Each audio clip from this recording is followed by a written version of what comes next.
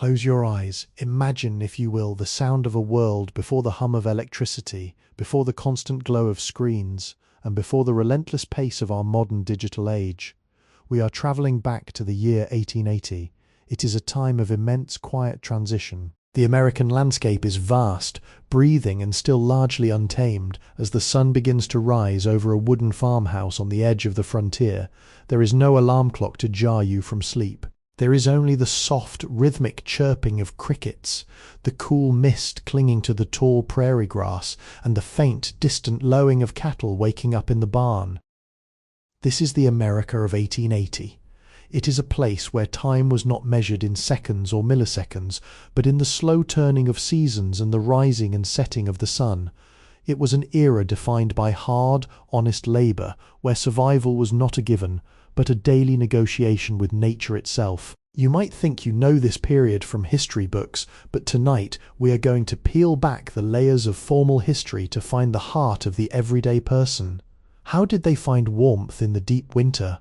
How did they prepare a meal when the nearest market was a 2-day journey away? And what were the thoughts that occupied a mother's mind as she sat by the hearth, stitching clothing by the dim, flickering light of a tallow candle? There is a profound beauty in this simplicity, and a quiet strength in the people who lived it.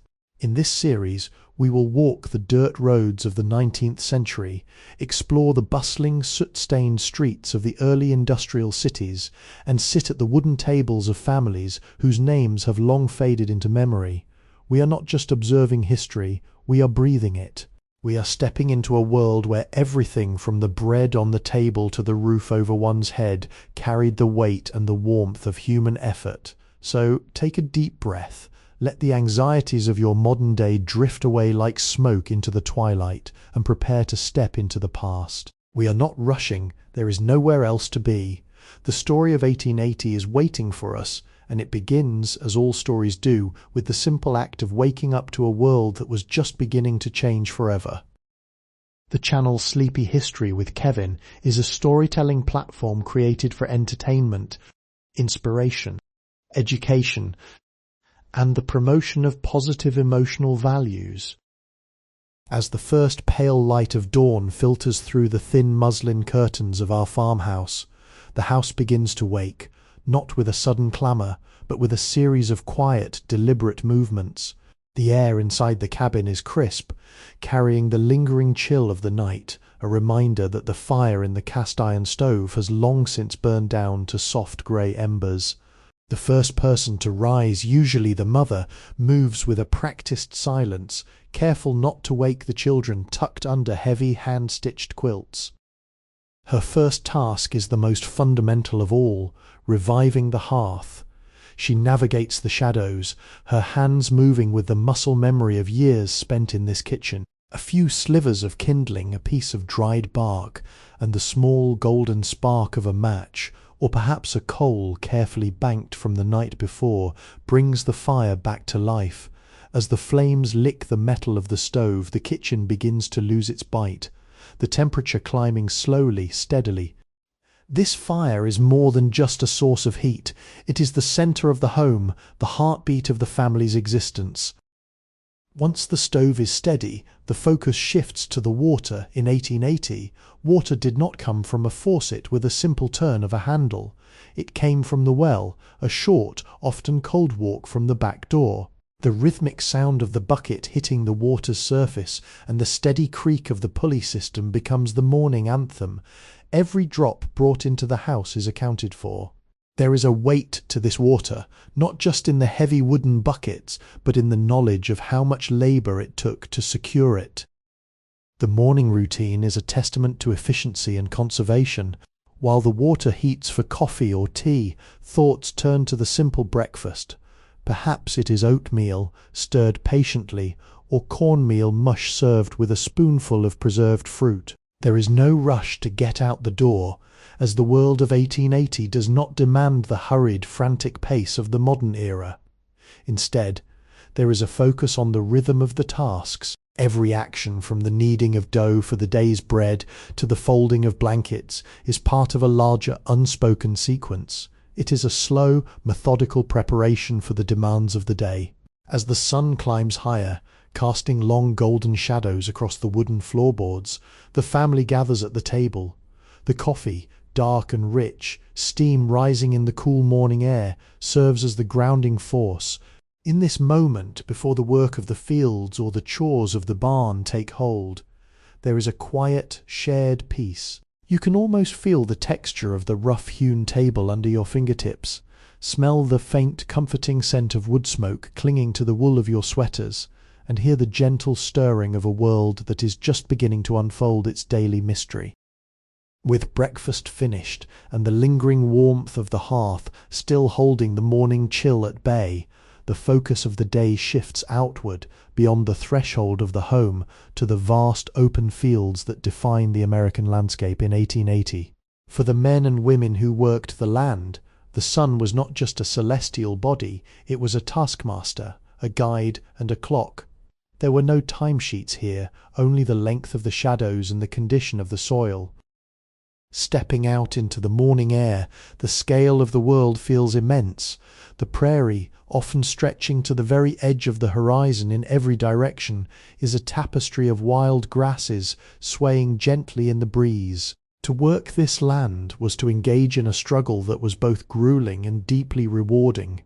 Technology was limited to what could be pulled by a team of horses or oxen. The plough, heavy and forged of iron, was the primary tool of the era. It required a steady hand and an unyielding back to guide it through the dense, compacted earth, turning the sod to prepare it for planting. There is a rhythm to this labour that is difficult for us to fully grasp today. It is a slow, methodical process that demands total presence. You cannot force the earth to yield its harvest. You can only work in concert with it. The farmer learns to read the sky, with the intuition of a scholar reading a complex manuscript. A certain hue of orange at sunset, the shift in the wind's direction, the way the birds settle into the trees. These are signals. They warn of incoming storms or promise a week of fair weather. In 1880, a single localized thunderstorm could wash away weeks of back-breaking effort. Yet there is no sense of despair in the way these people speak of the elements. It is accepted as part of the bargain of living close to the land. As the morning deepens, the heat begins to rise, shimmering off the dirt path. The work is physical and relentless. Sweat becomes a constant companion, and the taste of cool water from a tin dipper brought out to the field is perhaps the most luxurious sensation imaginable. Yet, despite the exhaustion, there is a quiet satisfaction in the work. When you stop for a moment to rest, leaning against the sturdy frame of a wagon, the silence of the prairie is absolute. It is a silence so profound that you can hear your own heart beating, a steady rhythmic pulse that seems to match the slow rotation of the earth itself. You are part of something much larger than yourself, a tiny, vital piece of a vast machine that moves at the speed of nature, not the speed of man. In the vast expanse of 1880 America, where neighbours might live miles apart, the concept of community was not defined by physical proximity, but by a deep, unspoken bond of mutual necessity and shared experience. Life on the frontier or in a small, burgeoning town could be intensely solitary, but this solitude was often punctuated by moments of profound connection that served as the glue for the entire social fabric. Sunday mornings in particular were transformative. The wooden church, standing proud against the backdrop of an endless sky, became the heartbeat of the region. It was more than a place of worship. It was the town square, the newsroom, and the social registry all in one. People would travel for hours by horse and buggy to reach these gatherings. For the women, this was often the rare opportunity to exchange news, share recipes, and find companionship beyond their own household walls. For the men, it was a time to discuss the health of the livestock, the outlook for the upcoming harvest, and the local political shifts that might affect their livelihoods. The atmosphere was one of quiet, respectful industry. There was a palpable sense of grace in how they supported one another. If a barn burned down or a family fell ill during the harsh winter, the community rallied with a collective strength that is both humbling and inspiring to consider. These social ties were further reinforced by events like quilting bees, barn raisings, or simple evening visits, where the light of a kerosene lamp cast a warm, inviting glow over a room filled with laughter and conversation. In these moments, the harsh realities of their daily grind, the calloused hands, the endless chores, the uncertainty of the seasons, seemed to soften. They shared stories of the past, debated the future, and found comfort in the simple fact that they were not walking this path alone. It was a culture built on the understanding that every individual had a role, and every life, no matter how quiet, contributed to the resilience of the whole. Even as the Industrial Revolution began to pull the world toward a faster, more automated future, these traditional forms of connection remained the bedrock of their existence, a reminder that humanity's deepest need is to be known and to belong, regardless of the era in which we find ourselves. All stories on this channel, Sleepy History with Kevin, are fictional, thoughtfully crafted around historical themes and inspired by real events, figures, and periods, reimagined for engaging storytelling. The content does not represent real individuals, actual events. While the rhythm of the farm was dictated by the rising sun, the year 1880 stood on the precipice of a seismic shift.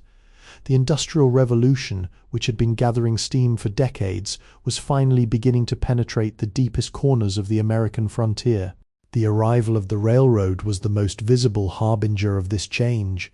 It was a metal thread stitching together the vast, disconnected pockets of the nation, bringing with it goods that were once impossible to acquire, and news from worlds that previously felt like distant myths. For a family living in a remote valley, the sight of a steam engine cutting through the landscape was both awe-inspiring and slightly unsettling. It represented a new kind of speed, a velocity that didn't depend on the stamina of a horse or the strength of one's own limbs. With the train came catalogues, mass-produced tools, and clothing made in far-off factories. The self-sufficiency that had once been a necessity was slowly being augmented by a newfound dependence on markets. You could suddenly buy coffee that had travelled thousands of miles, or cloth that was woven with a perfection that a home loom could never replicate. Yet this convenience came with an intangible cost. The quiet, contemplative pace of life began to accelerate. People started to measure their days not just by the sun, but by the departure and arrival times of the local train. The world, once intimate and contained, felt as though it were expanding, and in that expansion some of the old deliberate ways of living began to feel out of step. It was a fascinating transition, a time when the old world and the new stood side by side, sometimes conflicting, often complementing one another. We see a generation caught between the deep-rooted traditions of their ancestors and the magnetic pull of an electrified, motorized future. Before we delve deeper into how these changes affected the very food on their tables and the structure of their homes, I want to take a moment to connect with all of you. If you are finding a sense of peace in these stories of the past, please consider subscribing to the channel. By clicking the button below and hitting the notification bell, you ensure that you never miss a chapter of our historical journey. Your support not only helps this channel grow, but also allows us to continue crafting these long-form immersive experiences for you to enjoy during your quietest hours. Your presence here truly makes a difference. As we continue to explore the nuances of this era, keep in mind that every change, no matter how small, leaves a footprint. The story of 1880 is not just one of technology or industry, but of the human heart attempting to find its footing in a world that was suddenly moving much, much faster. If you were to walk into the kitchen of a typical American household in 1880, you would immediately notice the distinct absence of a refrigerator. There was no hum of a compressor, no cold air radiating from a metal door. Instead, the kitchen was defined by the scent of preservation, the sharpness of vinegar, the sweetness of drying apples, and the earthy aroma of root vegetables stored in the dark, cool silence of a cellar. Food in 1880 was a direct reflection of the seasons, a testament to the immense labour of turning a fleeting summer harvest into a winter's survival. The pantry was not a place to store boxes of processed goods, it was a seasonal archive. When the orchard yielded its bounty in late summer, the entire household turned their hands to the task of canning. Jars were filled with peaches, pears and tomatoes, sealed with wax, and stored in rows that looked like jewels against the rough wooden shelves. Nothing was wasted. Every scrap of fruit, every vegetable that reached its peak of ripeness was processed to endure the months when the ground would be frozen solid. It was a lifestyle that required an intimate knowledge of chemistry and patience, though they wouldn't have called it that. They simply called it preparing. Meat preservation was equally labour-intensive. In an age before cold storage, the smokehouse was a critical institution. Whether it was pork or beef, the process of salting, curing and smoking meat was a ritualistic necessity. The scent of hickory wood smoke, lingering in the air around the farm, was the smell of security, the knowledge that the larder was stocked against the biting winds of January. The dining table itself was the ultimate culmination of this labour. A meal was not something you simply picked up on the way home. It was a project weeks or months in the making. A stew in the middle of winter might contain root vegetables that had spent months beneath the frost line in a root cellar, potatoes that were earthy and dense, and salted pork that provided the necessary fats to keep a body warm in an uninsulated room. Even the bread was a labour of love, starting with flour milled from grain that had been harvested, threshed and winnowed by hand. When you sat down to eat, there was an inherent awareness of the journey every ingredient had taken to arrive on your plate. There was no convenience, only the steady, reliable grace of a well-tended home. You can imagine the atmosphere, the warmth of the stove, the clinking of iron spoons against ceramic bowls, and the sense of deep, hard-earned satisfaction that comes when you eat the fruits of your own persistence. It is a stark contrast to our world of instant gratification, a reminder that the taste of food, when it is earned, holds a flavour that is deeper and more sustaining than anything bought off a shelf. To look at a photograph of a family from 1880 is to see a study in dignity. Even in the midst of the most demanding labour, there was a standard of presentation that defined the era. You will notice that in almost every portrait, the clothing is meticulous. Men often wore sturdy trousers made of wool or heavy denim, paired with shirts of cotton or linen that, while simple in design, were cared for with a level of attention we rarely see today. Women's dresses, too, were crafted with a focus on durability and modesty. These were not clothes meant to be discarded after a season. They were garments intended to last for years, perhaps even a lifetime.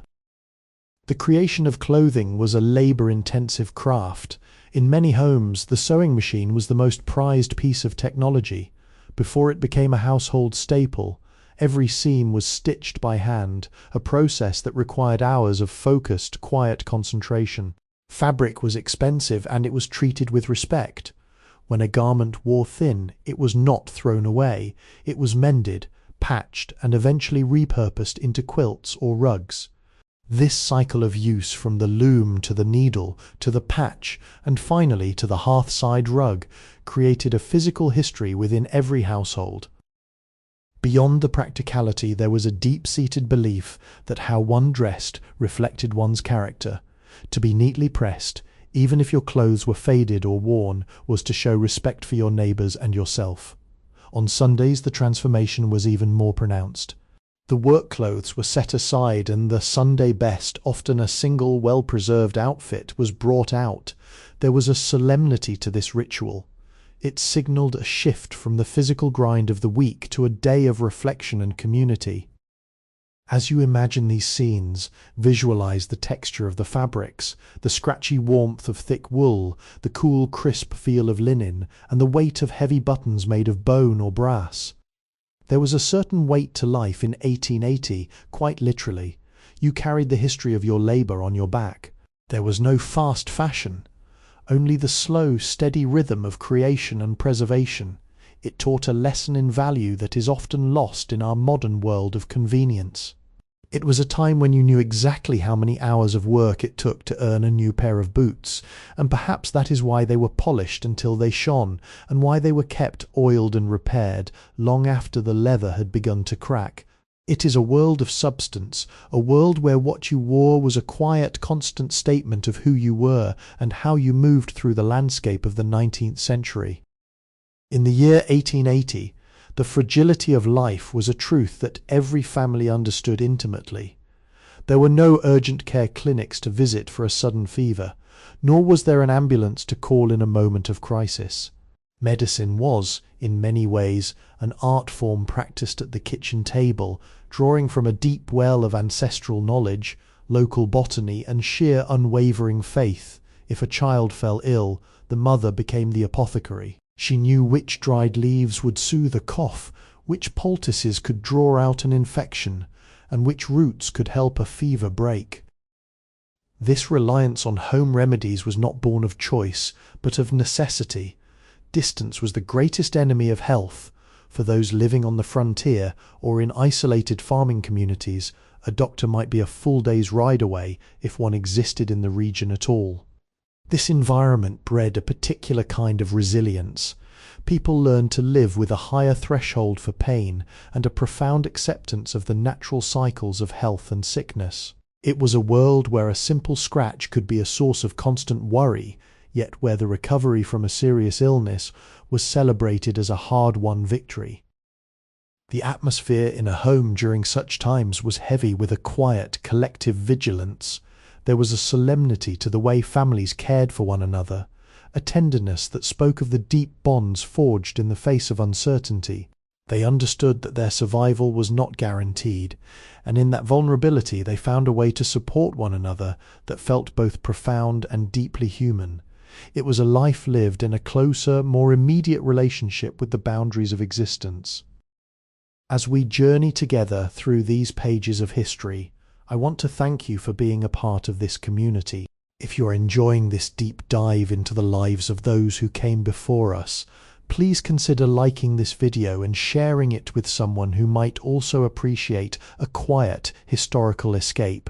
Your interaction helps the Sleepy History with Kevin channel reach those who, like you, find comfort in the rhythm of the past. Your support is the foundation that allows us to keep these stories alive, week after week. Even in their struggle, there was a sense of purpose. They lived, they healed, and they moved forward, one day at a time, tethered to the belief that tomorrow, with its potential for a better harvest or a healthier day, was worth the effort of today. They were the architects of a nation's spirit, defined not by what they had, but by how they endured and how they loved one another through the darkest of times. For a child growing up in the America of 1880, childhood was a blend of play and profound responsibility. The concept of a leisurely childhood as we understand it today, a protected span of time dedicated almost entirely to education and recreation, was a luxury few could afford. Here, children were active participants in the household economy from a surprisingly early age. By the time a boy or girl reached the age of 8 or 10, they were expected to contribute meaningfully to the daily cycle of survival. This might involve feeding the chickens, hauling water from the well, or helping to tend the vast vegetable gardens that fed the family through the winter. Education, therefore, was a patchwork experience. The one-room schoolhouse remains the most enduring symbol of this era's commitment to learning. These small, humble buildings were often the centres of social life, where children of all ages sat together, taught by a single teacher who had to manage multiple grades at once. The curriculum was focused on the essentials: reading, writing, and arithmetic. For many, school was a seasonal luxury. Attendance was often sporadic, dictated by the needs of the farm. During the planting and harvesting seasons, the schoolhouse would sit half empty as children worked alongside their parents, learning lessons that were not found in any textbook. Yet there was a deep respect for the power of literacy. The Bible, a few well-worn storybooks, and the local newspaper were often the only reading materials in the home, and they were treated as treasures. Children would sit by the fire in the evenings, practicing their letters on slates or scraps of paper. the flickering candlelight casting long dancing shadows on the walls. It was a slow, steady process of intellectual growth, one that valued precision and patience. This was not a childhood marked by the stimulation of modern media, but by the richness of the natural world. Children knew the names of the wild plants, the habits of the local animals, and the subtle shifts in the weather that promised a storm or a clearing sky. They were masters of their own limited, yet vast environment. There was a unique freedom in this existence, a world that was physically demanding but rich in the kind of observational learning that seems to have faded from our modern, screen-filled lives. You can imagine the scene: a quiet afternoon on the porch, a child lost in the pages of a tattered book, the only sounds being the distant call of a meadowlark and the rhythmic creak of the rocking chair. It was a formative time, shaping the character of a generation that would eventually lead the nation into the complexities of the 20th century. As the sun dipped below the horizon, painting the expansive American sky in hues of deep violet and burnt orange, the pace of life underwent a graceful transformation. The long physical labour of the day gave way to the quietude of the evening. In the 1880 household, the setting sun was a signal that the external world was closing its doors and the internal world of the family was coming to life. This was the time for the hearth to be relit, for the kerosene lamps to be trimmed, and for the family to gather in the communal space of the living room or kitchen. These evenings were not marked by the distractions we know today. There were no lights to keep the world bright, no sounds of traffic to remind you of the city outside. There was only the sound of the wind against the walls, the crackle of burning logs, and the low, steady murmur of voices. It was in these hours that stories were passed down, tales of ancestors who had crossed the mountains, legends of the land, and the quiet wisdom of the older generation. It was a time for reflection, for sewing, for mending, and for the simple, profound act of being present with one another. To listen to these stories was to feel the weight of history in the room. You were not just a person in a house, you were part of a long, unbroken chain of human experience. This intentional slowness, this deliberate choice to turn inward after the work was done, is perhaps the greatest gift we can learn from this era. It allowed for a depth of connection that modern noise often obscures. It was a time to breathe, to dream, and to prepare the mind for the rest that would come when the embers finally died down.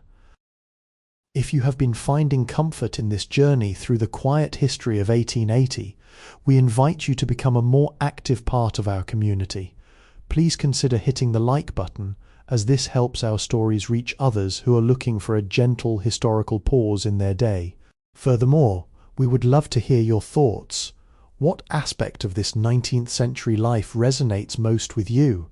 Let us know in the comments below. Your feedback helps us shape these narratives and ensures that the Sleepy History with Kevin channel continues to be a space where you feel welcome and inspired.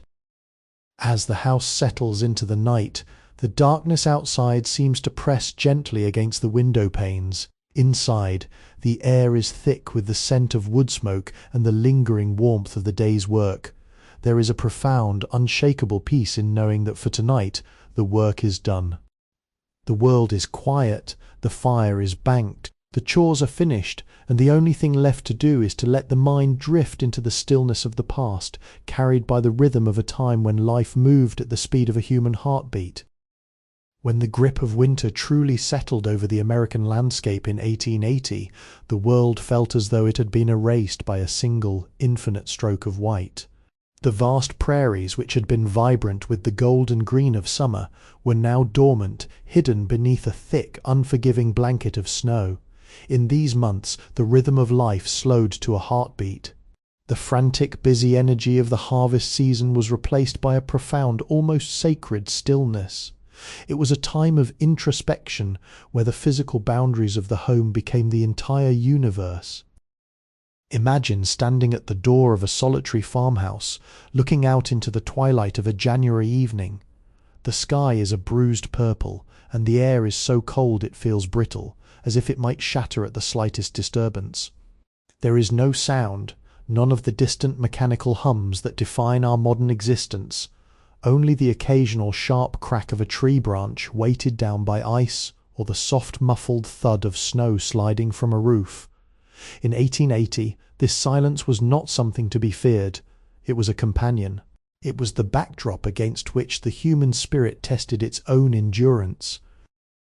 Inside the family was a small island of light in a sea of darkness. The kitchen hearth became the gravitational centre of existence. Every member of the household gravitated toward the glow of the wood stove, their lives dictated by the necessity of conserving heat and energy. This was the time for the long, quiet tasks that defined the winter months, the endless mending of heavy woolens, the sharpening of tools in preparation for the spring thaw, and the reading of whatever few books the household possessed. You can picture the scene, the mother's fingers moving rhythmically through thick fabric, the father carving wood by the dim light of a lantern, and the children listening to the wind howl outside, feeling safely tethered to the warmth of the fire. There was a profound dignity in this endurance. To survive a winter in 1880 was not merely a matter of waiting for the calendar to turn, it was a constant active engagement with the elements. You learned to cherish the smallest things, the taste of a dried apple from the cellar, the warmth of a heavy quilt, the sound of a familiar voice. It was a life lived in stark contrast to the excess of our present age. Every resource, every stick of firewood, every pound of flour, every minute of light was treated with a reverence born of necessity. This created a mindset of deep, intentional gratitude. The philosophy of the era was one of acceptance. They understood that the storm would pass, that the frost would eventually yield, and that the cycle of the seasons was an unbreakable promise. They didn't fight the winter, they lived within its rhythm. They accepted the isolation not as a prison, but as a period of renewal. It was a time to heal, a time to rest, and a time to prepare the soul for the demands of the coming year. As we sit here in the comfort of our own homes, it is worth contemplating what we might have to learn from this ancient, patient endurance. How often do we truly allow ourselves the space to simply be? How often do we embrace the quiet of the present moment without the constant itching urge to fill it with noise or distraction? The people of 1880 knew the value of this space. They knew that the winter was not a void, but a foundation, a period of quiet strength that allowed them to rise again when the earth finally broke open to the sun. They were the architects of their own resilience, carving out a life of meaning in the deep frozen heart of an untamed nation, and their legacy remains etched into the very soil they worked and the memories they left behind. This content is inspired by and adapted from public domain works available through Project Gutenberg. The material has been transformed through original narration, editing, and storytelling to create a unique experience for educational and entertainment purposes. In the sprawling, often lonely landscape of 1880 America, where the horizon seemed to stretch on into eternity, the human spirit required an anchor. For many, that anchor was not found in the physical realm, but in the steadfast grip of faith. When you stood on the edge of the frontier, with the vast, silent prairie surrounding you, the immense scale of the world could be overwhelming. It was easy to feel like a speck of dust in the grand machinery of creation. To reconcile this feeling of insignificance, families turned to their beliefs, a constant invisible presence that permeated every facet of their daily existence. The local church, or often just a shared gathering in a schoolhouse or a neighbour's living room, served as the spiritual lighthouse of the community. Here the values of humility, perseverance and charity were not just spoken, they were lived. The sermons of the time often mirrored the life of the people. They spoke of endurance through trial, the promise of harvest after labour, and the essential goodness of helping one's neighbour. It was a theology of the soil, grounded in the reality of living close to the earth and the unpredictable hand of nature. Even in the most remote cabins, miles from the nearest town, the presence of faith was palpable. It was in the way a family would pause before a meal, their heads bowed, acknowledging the grace of the sustenance before them. It was in the well-worn pages of the family Bible, where births, marriages and passings were recorded in delicate flowing script, a chronicle of life etched into the margins of the sacred text. These were not just books, they were family heirlooms, witnesses to the trials and triumphs of generations. There was a profound peace in this way of living. It provided a structure for the soul. When the storms rolled in, or when the harvest failed, there was a conviction that there was a purpose and a plan, even if it was beyond human comprehension. This belief system acted as a shield against despair. It allowed people to accept the hardships of 1880, the loss of a child to fever, the destruction of a crop by drought, the wearying, repetitive labour of the days, without losing their sense of humanity or their capacity for hope. Consider, if you will, the quiet dignity of a Sunday morning in 1880. The chores have been set aside. The family is dressed in their clean, pressed clothing. There is a hush that falls over the farm, an intentional pause in the rhythm of productivity. They gather, perhaps walking or riding a horse to reach a neighbour's home, their faces composed and serious. In that shared space, they find a momentary reprieve from the demands of their material life. They sing hymns that echo across the flat, open plains, a sound that in its simplicity carries the weight of 1,000 prayers. This spiritual life was not an escape from reality, it was a way of engaging with it more fully. It fostered a deep sense of accountability and compassion. If a family was in need, the community responded not because of laws or social pressure, but because of a shared moral imperative. The neighbour's plight was their own. The success of the community was inextricably linked to the well-being of the individual. In this they found a strength that was greater than any physical resource. They built a society on the bedrock of these shared values, creating a tapestry of human connection that was as resilient as the prairie grass itself. Even as the century turned and the world began to rush toward a different kind of future, this inner foundation, this quiet, persistent belief in something greater than oneself, remained the guiding light for those who had braved the wilderness to build a life from the ground up.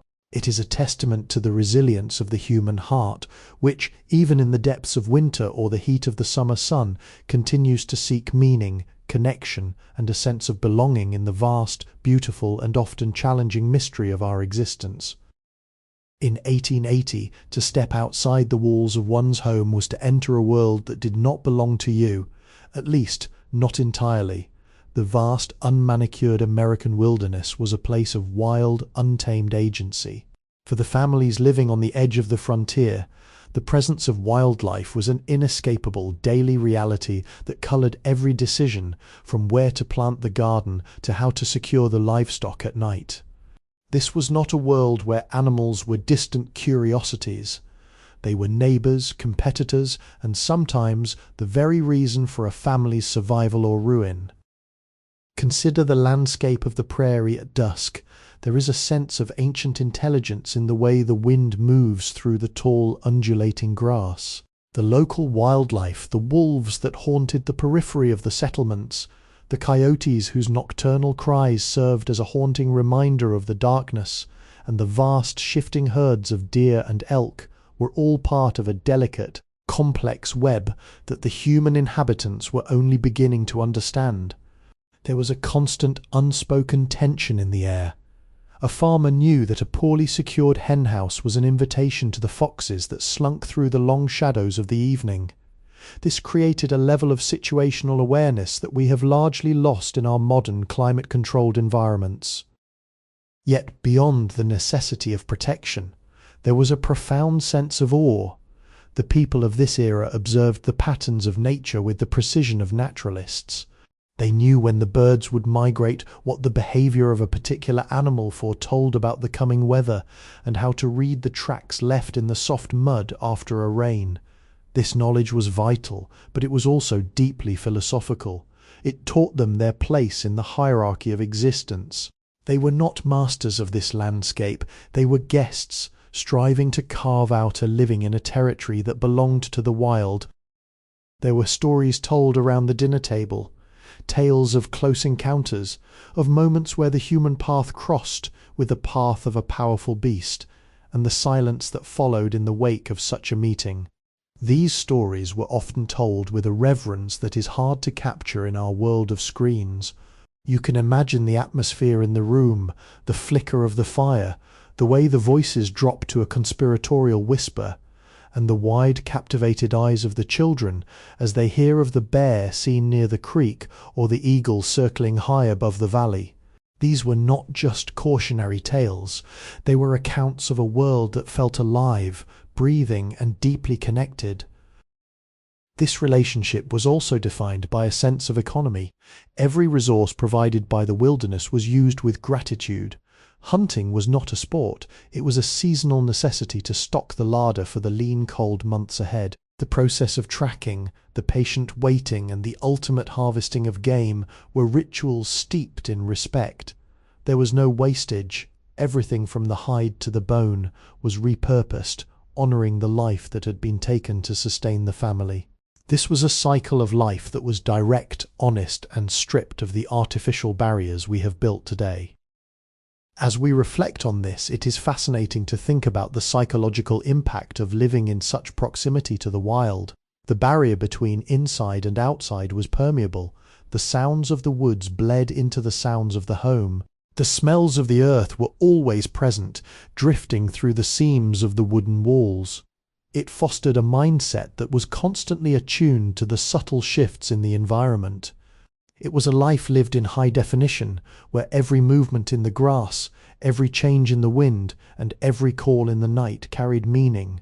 In this way, the people of 1880 were more than just pioneers, they were observant participants in an unfolding natural drama. They lived with the understanding that they were merely one part of a vast, interconnected and enduring ecosystem, a truth that still echoes today for those who take the time to step into the quiet, wild places of the world and listen to the ancient stories that the land is always and has always been telling. In the heart of every growing settlement in 1880, there stood a structure that was, in many ways, the engine of the community, the blacksmith's forge. It was a place of elemental transformation, where the raw, unyielding hardness of iron was rendered pliable by the intense, roaring heat of the coal fire. To step inside such a place was to enter a world of sensory intensity, the rhythmic, metallic chime of hammer hitting anvil, the hiss of steam as glowing metal was plunged into a trough of cold water, and the omnipresent acrid scent of sulphur and coal smoke. This was not just a workshop, it was where the tools of a nation were born. The blacksmith was a figure of immense importance. His hands, calloused and mapped with the scars of 1,000 fires, possessed an intimate knowledge of metal that verged on the intuitive. He could tell the temperature of the iron by its colour, from a dull cherry red to the blinding radiant yellow of molten heat. For the families living on the frontier, the blacksmith was the link between their daily struggles and the tools that made those struggles survivable. A ploughshare that had been worn thin by the abrasive, rocky soil, a wagon wheel that had cracked under the weight of a long journey, or a simple gate hinge that had rusted through the smith repaired, reinforced and recreated it all. But beyond the smithy, there was a quiet, domestic artistry practiced in every home, the mastery of wood and textile. Every piece of furniture, from the sturdy hand-hewn table that stood at the centre of the kitchen to the cradle that held the newest generation, carried the character of its maker.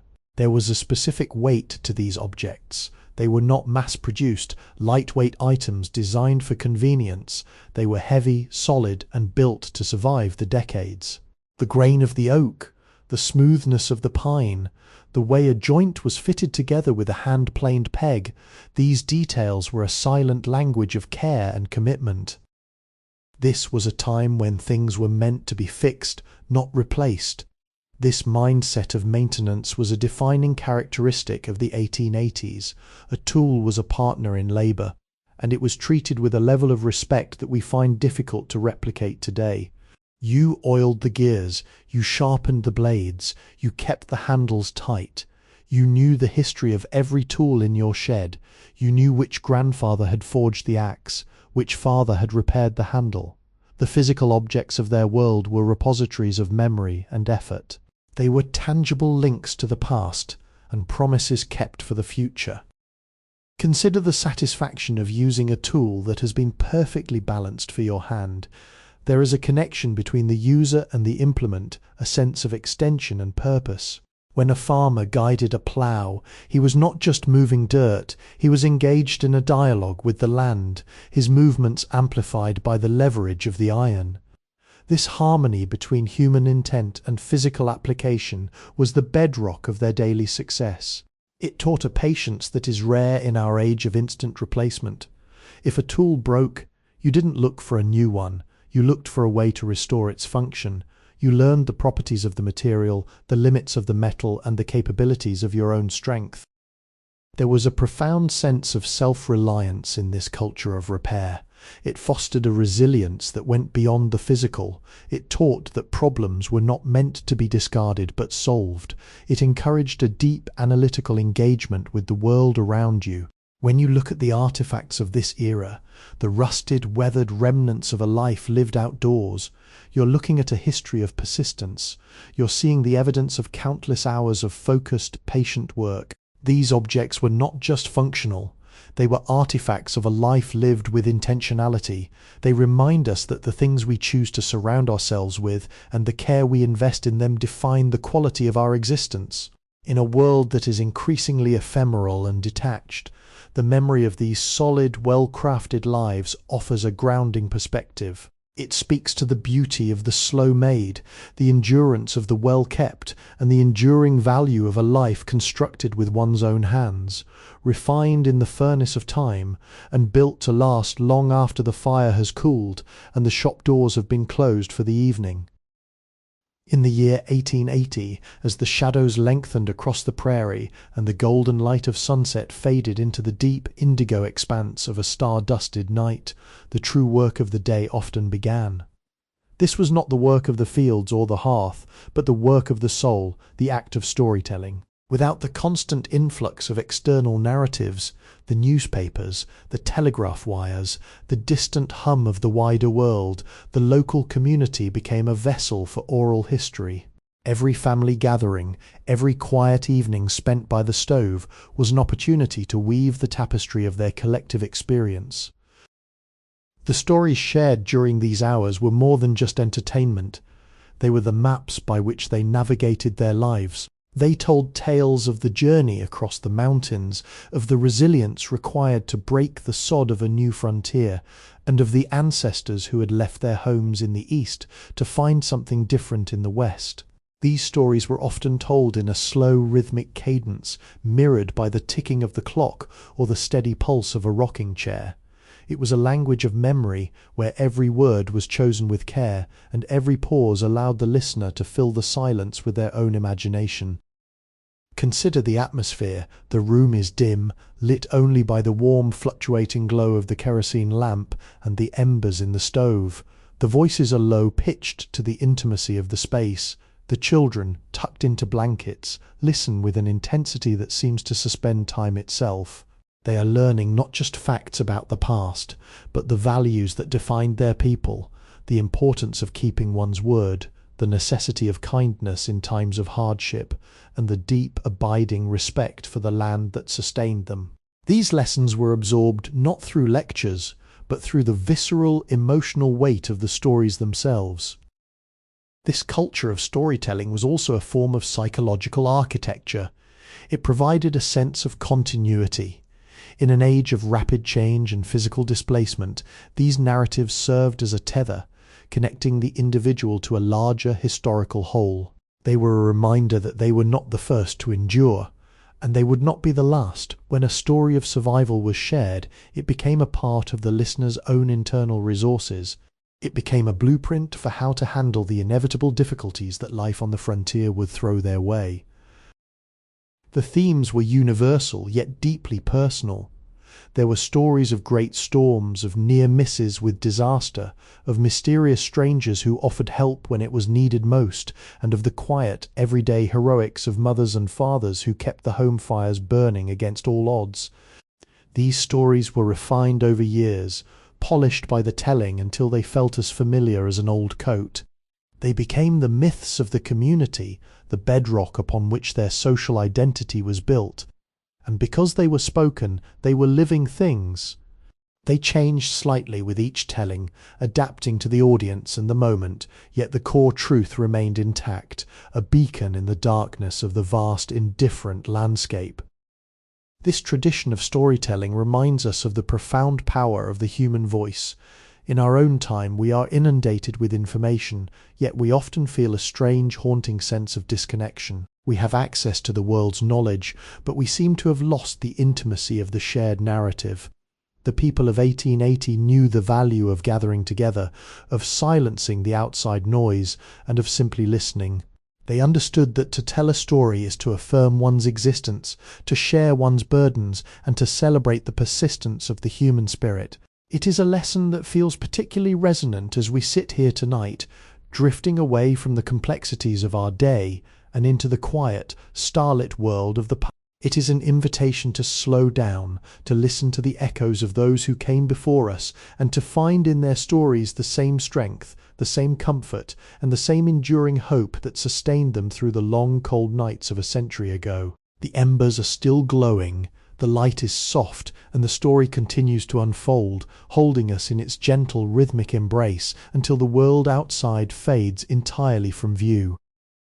If you were to step inside a home in 1880 during the cool, shadowed hours of an evening, you would likely hear a sound that was at once haunting and deeply comforting, the resonant hum of a fiddle, the delicate pluck of a banjo string, or the soft, percussive rhythm of a family singing in unison. In a world devoid of recorded media, where music could not be summoned at the touch of a button, it had to be made manually, intentionally, and collectively. This was the era of the homegrown melody, where the ability to play an instrument was not just a hobby, but a vital piece of the household's emotional and social fabric.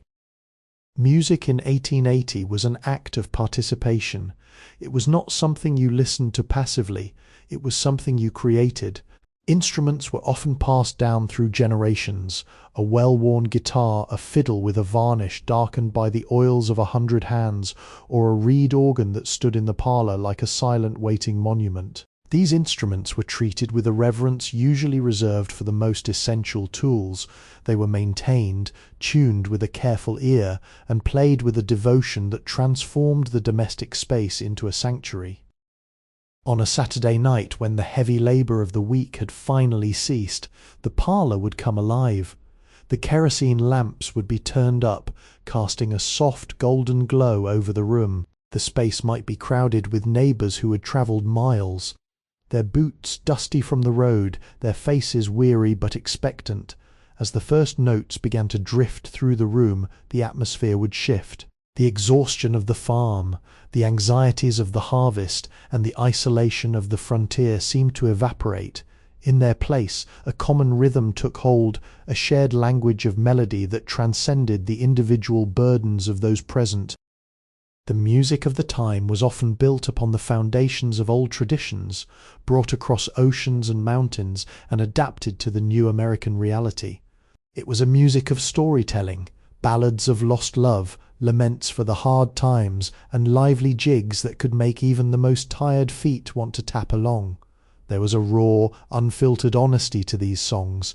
They did not strive for polished perfection, they strove for resonance. They had to be loud enough to fill a room, clear enough to carry a narrative, and simple enough to be passed along by ear from one generation to the next. Consider the atmosphere of a room filled with this kind of music. You're sitting on a rough-hewn bench, the smell of damp wool and wood smoke hanging in the air. The fiddle begins a high, lonesome strain that seems to capture the very essence of the prairie at night. People close their eyes, lost in the memory or the hope that the music evokes. There is no performance here, only a collective experience. Every person in the room is part of the music, whether they are playing an instrument, singing the chorus, or simply keeping time with a rhythmic clap. It is an act of deep communal affirmation. This musical tradition provided a vital psychological release. It was a way to process the immense challenges of their lives, a method of finding beauty within the struggle. It reminded them that even in the most difficult circumstances, there was still room for joy, for celebration, and for the expression of the human spirit. The music was a reminder of their shared humanity, a way of binding their separate, isolated lives into a cohesive community. It was a form of resistance against the silence of the wilderness and the hardness of their daily toil. As we look back on these scenes, we see a culture that understood the intrinsic value of sound. They knew that a melody, once released into the air, changed the quality of the room. It could lighten a heavy heart, bridge the gap between strangers, and turn a simple wooden house into a place of warmth and wonder. We live in an age of constant auditory saturation, where music is a background feature of our lives, often ignored or treated as a commodity. We might do well to remember the wisdom of the 1880s, that music is not just a noise, but an act of creation, a gift shared, and a profoundly human endeavor that requires our presence, our focus, and our heart. To hold a fiddle or sit at an organ is to engage in a conversation with the past, a way of echoing the ancient, persistent rhythm of those who came before us, and in doing so, finding a quiet, enduring harmony within ourselves. In the year 1880, the approach of a holiday, be it the quiet gratitude of Thanksgiving or the solemn, expectant joy of Christmas, was not signalled by the frantic neon-lit commercialism we know today. There were no store windows filled with mass-produced ornaments, no catalogues arriving daily with promises of the latest gadgets, and certainly no holiday sales to entice a shopper's wallet. Instead, the holidays were marked by the gradual shifting of the seasons, the gathering of family, and a profound intentional refocusing of the home's energy. The holiday was not something you bought, it was something you carefully, laboriously, and lovingly prepared. Imagine the interior of a homestead as December deepened. The outside world was a landscape of frozen stillness, yet inside, the air was thick with the scent of pine needles, dried orange peels, and the rich, spice-heavy aroma of baking. Decoration was an exercise in imagination. People turned to the woods and the garden for their festive adornments. Strings of popcorn and dried cranberries were painstakingly threaded with needle and twine, draped around the room with a sense of pride that far outweighed any store-bought garland. Sprigs of evergreen, gathered from the deepest part of the forest, were tucked into the rafters or arranged on the mantel, bringing the vibrant, living memory of the summer woods into the heart of the winter house. These were the days when the spirit of hospitality was paramount. If a neighbour lived 3 miles away, the invitation to share a holiday meal was not just a gesture, it was a commitment of time, endurance, and effort. To travel through the snow in a buggy wrapped in heavy wools and furs was a testament to the importance of the bond. Once gathered, the meal was a celebration of everything they had worked to preserve during the year. The table would be laden with the fruits of their summer labours, the canned peaches, the salted meats, the root vegetables carefully retrieved from the cellar, and the bread baked from the winter stores of flour. There was a peculiar, quiet magic in these gatherings. Without the distraction of modern technology, the focus was entirely on the people present. The conversation was slow, deliberate, and often steered toward the storytelling of the year past, recounting the challenges overcome, the births of new children, the marriages formed, and the memories of those who were no longer at the table. It was a time for reflection, a time to acknowledge the fragility of their existence and the strength of their connection. The light of a single kerosene lamp seemed to carry more warmth in these moments than the brightest chandelier could today, because it was illuminating a gathering that was held together by shared experience and genuine affection. Consider the children on such an evening. Their excitement was not derived from a pile of expensive gifts, but from the rarity and the effort involved in the celebration. A small hand-carved wooden toy, a handful of dried fruit, or a single hard-won piece of candy was treated with a gravity that turned it into a precious artifact. The joy was found in the anticipation, the shared preparation, and the warmth of a home that felt, for those few hours, entirely separate from the cold, harsh world outside. It was a luxury of the spirit, a momentary suspension of the daily grind in favour of a deeper, more enduring form of celebration. This era taught a lesson that remains deeply relevant, that the true measure of a celebration lies in the presence, the intention and the connection we cultivate.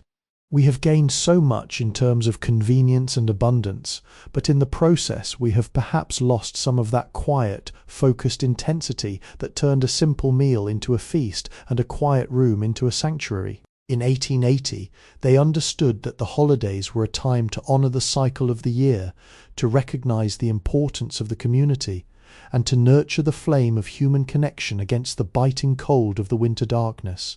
It was a time to be still, to be grateful, and to recognise that even in the midst of a life defined by hard labour and physical struggle, there was always room for the light, the laughter, and the quiet, comforting grace of a family gathering around a table that they had, in every sense of the word, earned the right to share.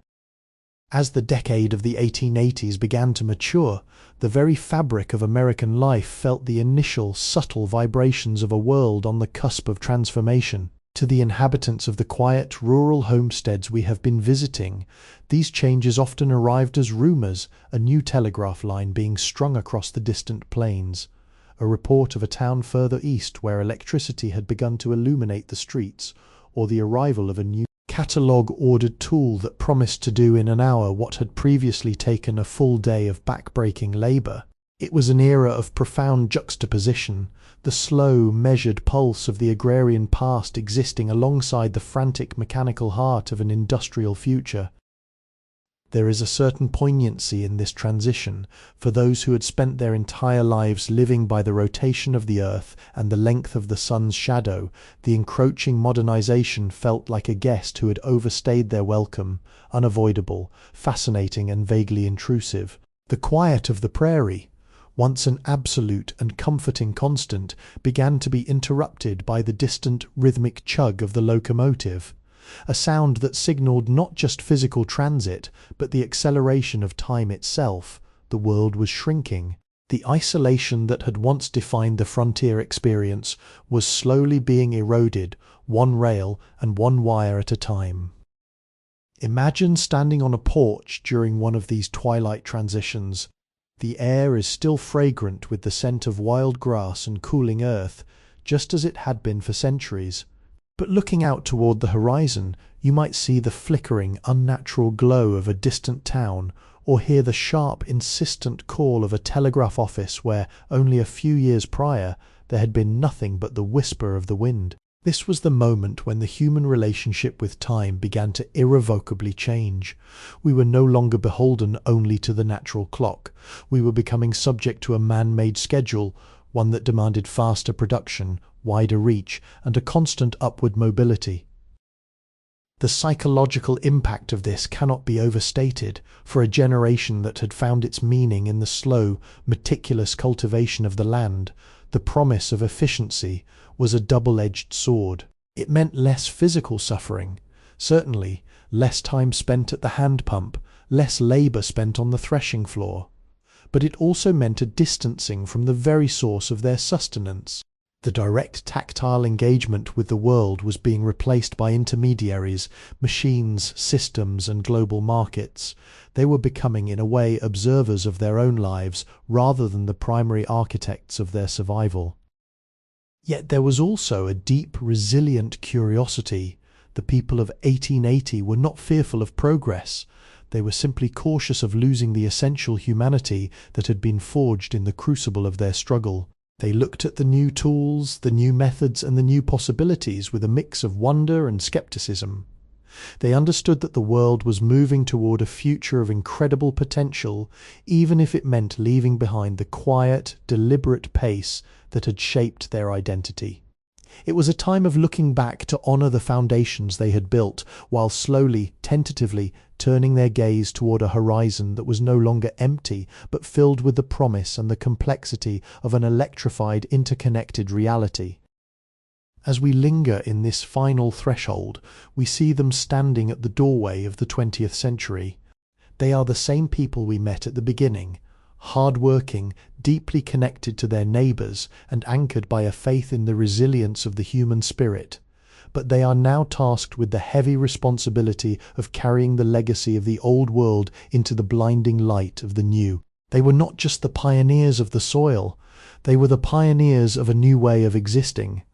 Their story is a reminder that while the tools of our existence may change from the hand plough to the tractor, from the kerosene lamp to the digital screen, the fundamental needs of the human heart remain exactly the same. We still seek the comfort of a home, the warmth of a shared meal, the depth of a meaningful conversation, and the quiet satisfaction of a life lived with intention.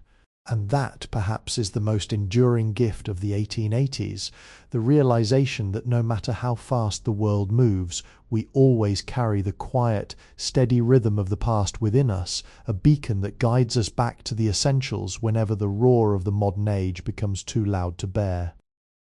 As we draw this historical narrative toward a quiet close, it is essential to reflect not just on the details of 1880, but on the profound lessons that linger in the silence between the events.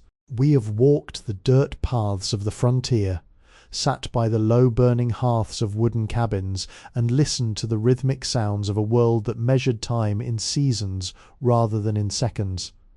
We have explored the hard-earned sustenance, the resilient social bonds, and the slow, deliberate craftsmanship of a life built by hand. But what does all of this mean for us, sitting here in the rush of the 21st century? The true legacy of 1880 is not found in the tools they used or the hardships they endured, but in the mindset they cultivated. It was a life lived with a deep, uncompromising sense of intentionality. Every action, from the planting of a single seed to the mending of a frayed garment, was conducted with an awareness of its significance. There was no room for the superficial, no space for the wasteful, and no tolerance for the distracted. In a modern world where our attention is constantly fragmented, where the noise of the global community follows us into our most private moments, this capacity for singular focused presence is perhaps the most radical act we can perform. Think back to the stillness of those winter evenings. The people we have observed did not fear the quiet. They did not feel the need to fill every void with input or entertainment. They understood that the void was where the self grew, where thoughts were formed, where stories were understood, and where the deepest forms of human connection were nurtured. They understood that the silence was not a lack but a fullness. By reclaiming a fraction of that stillness, by stepping away from the constant, insistent demand for our time and turning our focus inward, we too can find a sense of grounding that the frantic pace of modern life often denies us. Moreover, there is the lesson of resilience. The families of 1880 lived in a state of constant heightened vulnerability. They knew that their survival was not a guarantee, but a collaborative project. This truth fostered a culture of profound mutual support. They did not view their neighbours as competitors, but as necessary components of their own well-being. This sense of collective responsibility, this understanding that we are all part of a larger, interconnected web of existence, is a principle that seems more vital today than ever before. When we reach out, when we support, when we acknowledge the humanity of those around us, we are not just building a community, we are reinforcing the foundation of our own survival. As we carry these reflections forward, let us consider the beauty of the slow-made and the well-kept. In an age of disposability, the 1880s remind us of the value of longevity. Whether it is an object we own, a relationship we nurture, or an idea we explore, the quality of our engagement defines the quality of our existence. To treat our world with reverence, to take the time to fix what is broken, and to appreciate the history that resides within the objects and connections of our lives. This is a way of living that honours the legacy of those who built their world from the ground up, with nothing but their hands, their faith, and their enduring strength. The story of 1880 is not finished. It lives on in the quiet, reflective moments of our own days. Every time we take a deep breath, every time we choose to sit in silence, every time we value a person over a product, we are continuing the thread of that ancient, patient wisdom. We are the inheritors of their resilience, the keepers of their stories, and the ones responsible for carrying the light of their humanity forward into the unpredictable expanse of the future.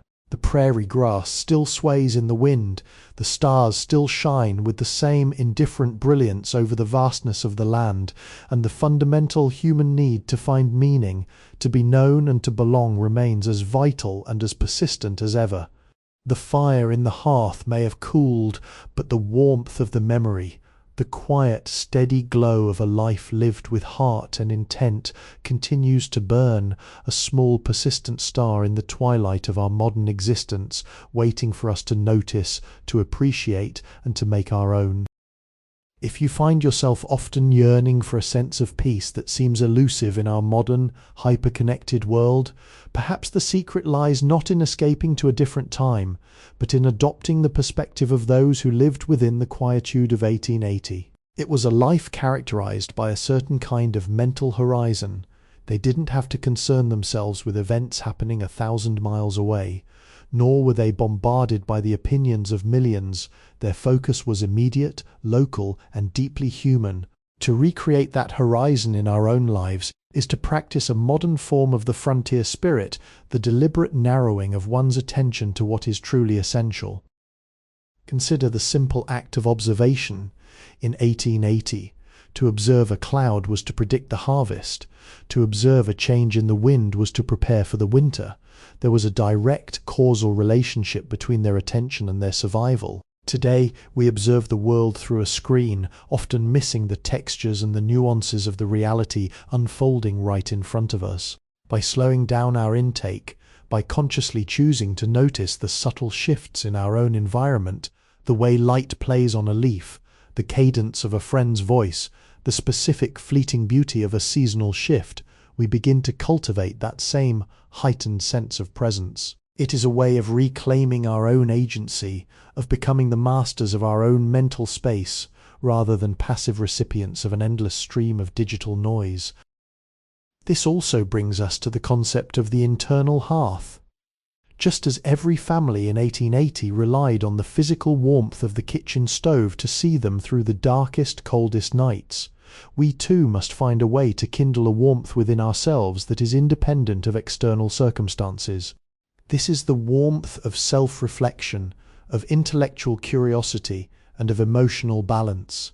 It is the ability to sit with one's own thoughts, without the urgent need to dissipate them through distraction. It is the quiet confidence that no matter what storms may be raging in the outside world, there is a core of calm, steady resilience that remains untouched. To foster this internal hearth, we must return to the practice of stillness. We need to carve out spaces in our lives that are sacred to us, moments where the devices are set aside, the notifications are silenced, and the door is metaphorically closed to the demands of the world. In these moments we can engage in the activities that the people of 1880 knew well, reading for depth rather than information, creating something with our own hands, or simply sitting in the company of those we love, sharing stories that don't need to be edited for an audience. It is in these moments of unplugged existence that we often discover our most authentic selves. As we continue to navigate the currents of our own era, let us not forget the people of that distant, yet strangely familiar, 1880. They were not merely survivors, they were the guardians of a way of life that honoured the human need for slowness, depth, and connection. They built their homes on the firm ground of patience and persistent effort, and they left behind a blueprint for how to live with grace in the face of uncertainty.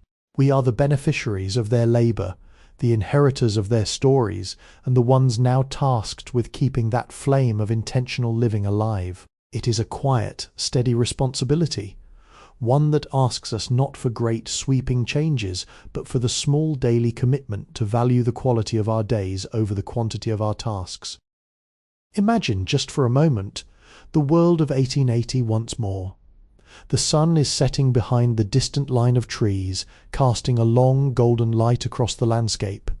The work of the day is done, the animals are settled, and the family is gathered around the warmth of the hearth. There is a sense of completion, of harmony, and of profound, unshakable peace.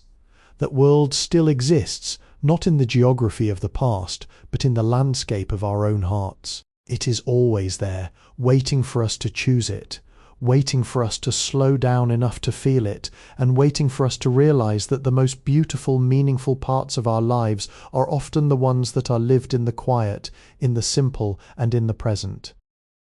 Perhaps the most startling difference between our modern existence and the life of a family in 1880 is our definition of abundance. Today we are often led to believe that a wealthy life is one defined by the accumulation of choices, more channels to watch, more places to visit, more items to own, more voices to listen to. We equate wealth with the volume of our intake. But as we have sat by the hearths of the 19th century, we have learned a different definition. Abundance is not found in what we acquire, but in the depth with which we inhabit the present moment. The people of 1880 were, by any modern economic standard, poor.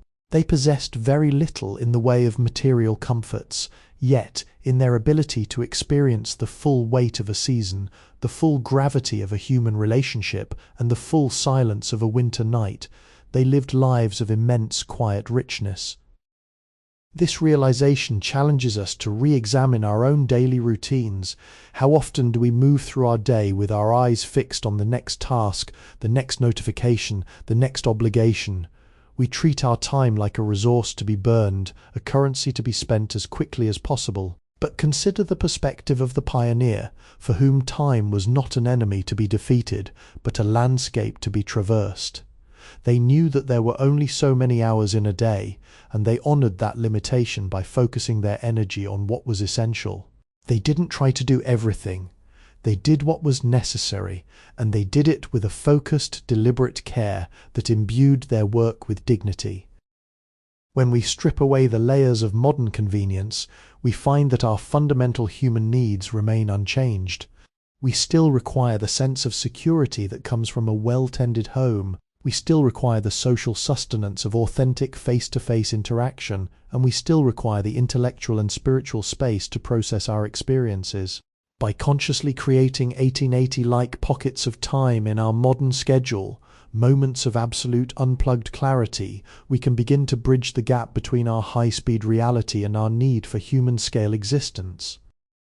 This might take the form of a Sunday evening where the technology is silenced, not as a punishment, but as a deliberate reclaiming of our own headspace. It might look like the commitment to a craft, whether it be writing, gardening, woodcraft, or simply cooking a meal from scratch that requires our full, undivided attention. It is in these activities that we reconnect with the rhythm of the manual, the tactile, and the real. We move away from the abstract, digital representation of our lives and back into the physical experience of living. There is a deep, restorative power in this kind of reconnection. When we perform a task with our own hands, we are reminded of our own capability. We move from being passive consumers of products and information to being active participants in the creation of our own well-being. We begin to understand that our lives are not something that happens to us, a series of events we must manage and respond to, but something we are actively building moment by moment. The settlers of 1880 understood this instinctively. They knew that the cabin they lived in, the food they ate, and the community they formed were not givens, they were the results of their own persistent choices. As we look toward the future, it is worth asking, what kind of legacy are we building? Are we leaving behind a trail of fragmented attention and digital clutter? Or are we crafting a life of depth, meaning, and intentional connection? The answer, of course, is entirely up to us. The lessons of the 1880s are not ancient relics to be studied in a museum. They are living, breathing principles that we can adopt whenever we choose.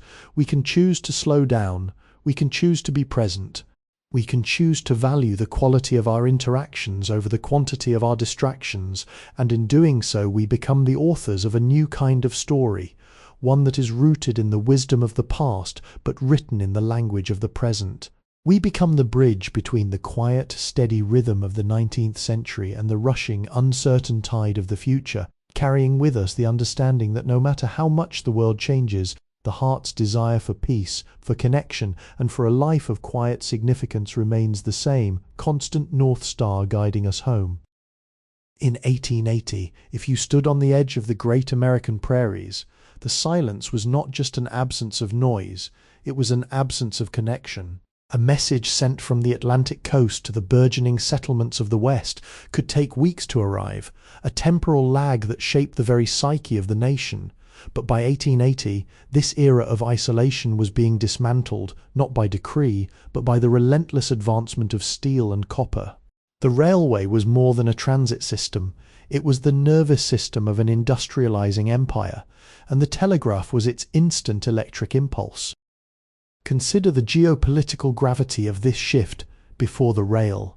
The frontier was a wilderness that effectively managed its own affairs.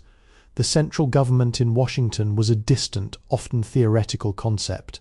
But as the iron rails pushed forward, the reach of the state expanded in lockstep. The railway allowed for the rapid mobilization of goods, capital, and, when necessary, military force. This was the era where the American West transformed from an untamable expanse into a resource corridor. Every mile of track laid was an assertion of sovereignty, a physical manifestation of a political will that demanded the land be productive, mapped and integrated into the national economy. For the individual homesteader, however, the arrival of the train was a far more intimate and contradictory experience. It brought the promise of cheaper goods, a cast-iron stove from Chicago, a bolt of manufactured cloth from New England, but it also brought the pressure of the global market. Suddenly, a farmer in Nebraska wasn't just growing wheat for his family or his neighbors. He was competing in a global commodity market governed by fluctuations in London and New York. This was the birth of our modern anxiety, the feeling that one's livelihood is tied to invisible forces far beyond one's control. The telegraph, meanwhile, was doing something even more profound. It was killing time itself. For millennia, the speed of human communication had been tethered to the speed of a horse or the flow of a river. Suddenly, information moved at the speed of electricity. In 1880, this was nothing short of miraculous, yet it created a new, persistent dissonance. People were becoming aware of events happening thousands of miles away as they unfolded.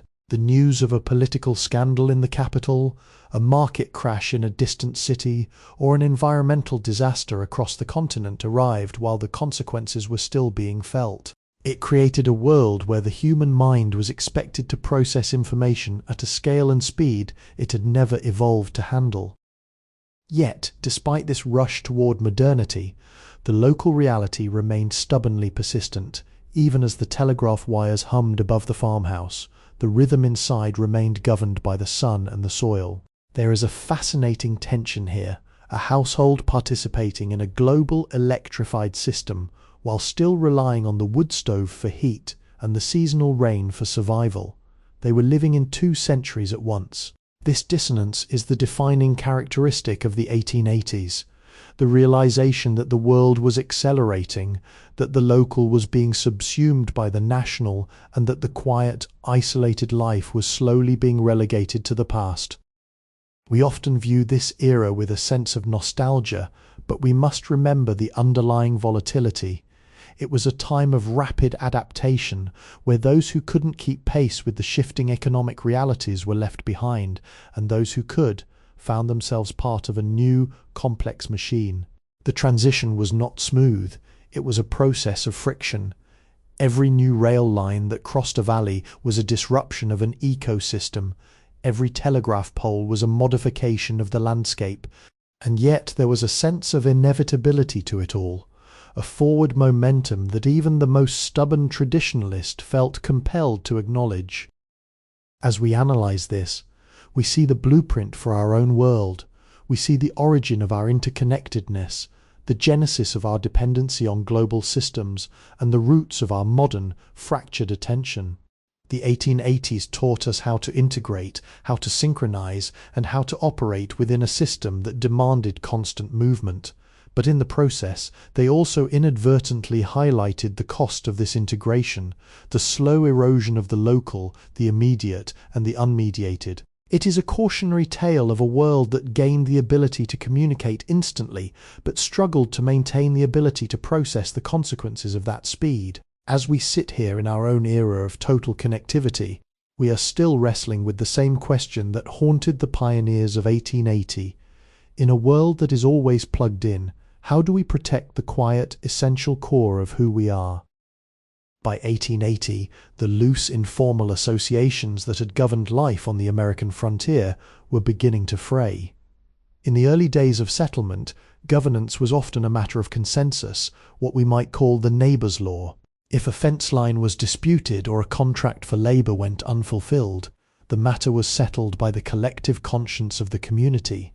It was a form of self-regulation rooted in the immediate tangible needs of the group. However, as the railroad brought with it land speculators, corporate lawyers, and a massive influx of settlers, this informal system proved insufficient. The scale of the society had outgrown its local customs. We see here the rise of the bureaucratic apparatus. As property values soared due to the proximity of the rail lines, land rights became less about who cleared this plot of forest and more about who holds the legal deed issued by the federal government. This shift was seismic. It introduced a layer of professional mediation, judges, clerks, and land agents, between the people and the land they occupied. The law was no longer a set of shared principles. It was becoming a specialized language, a mechanism of power that favored those who understood its complexities and possessed the capital to navigate its requirements. This period also witnessed the professionalization of public order. The myth of the lone heroic frontier sheriff, while popular in the later romanticizations of the West, was in 1880 being superseded by the reality of town councils and organized constabularies tasked with protecting corporate assets. The primary directive of the law began to tilt, from protecting the personal safety of the community to securing the predictability of commerce. For the individual settler, this meant that the state, which had previously been a distant observer, was now a constant regulatory presence. It enforced zoning, collected taxes, and arbitrated disputes based on standardized national codes rather than local context. The political consequence was a slow, subtle alienation. The average homesteader, who had been accustomed to a degree of autonomy, found themselves increasingly subject to regulations emanating from state capitals or even Washington, D.C., power centers they had never seen, and that felt little obligation to their specific local realities. This gave rise to a deep-seated populism, a sense of resentment against the invisible hand of the law and the interests of the powerful.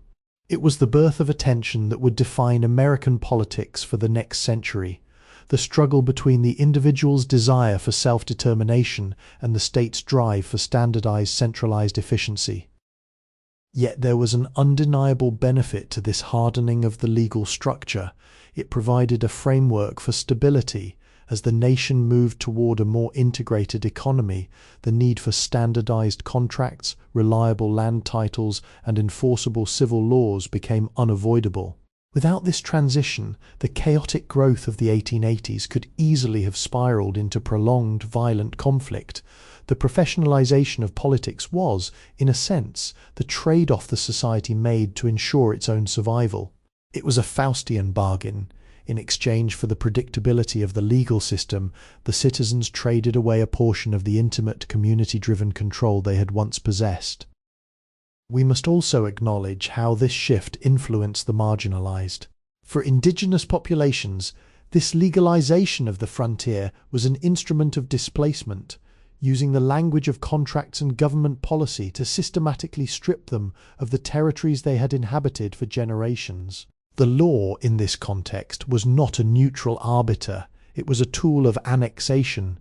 This is the dark, necessary shadow of the 1880s transition. As the American state matured into its industrial skin, it did so by codifying exclusion.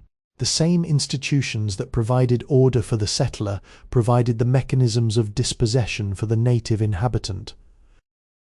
As we look at the evolution of our modern political systems, we see the echoes of this era clearly. We have inherited this architecture of bureaucracy and centralized law. We still grapple with the question of whether our legal and political structures serve to facilitate genuine human flourishing or merely to stabilize corporate order. In 1880, they were just beginning to answer this question.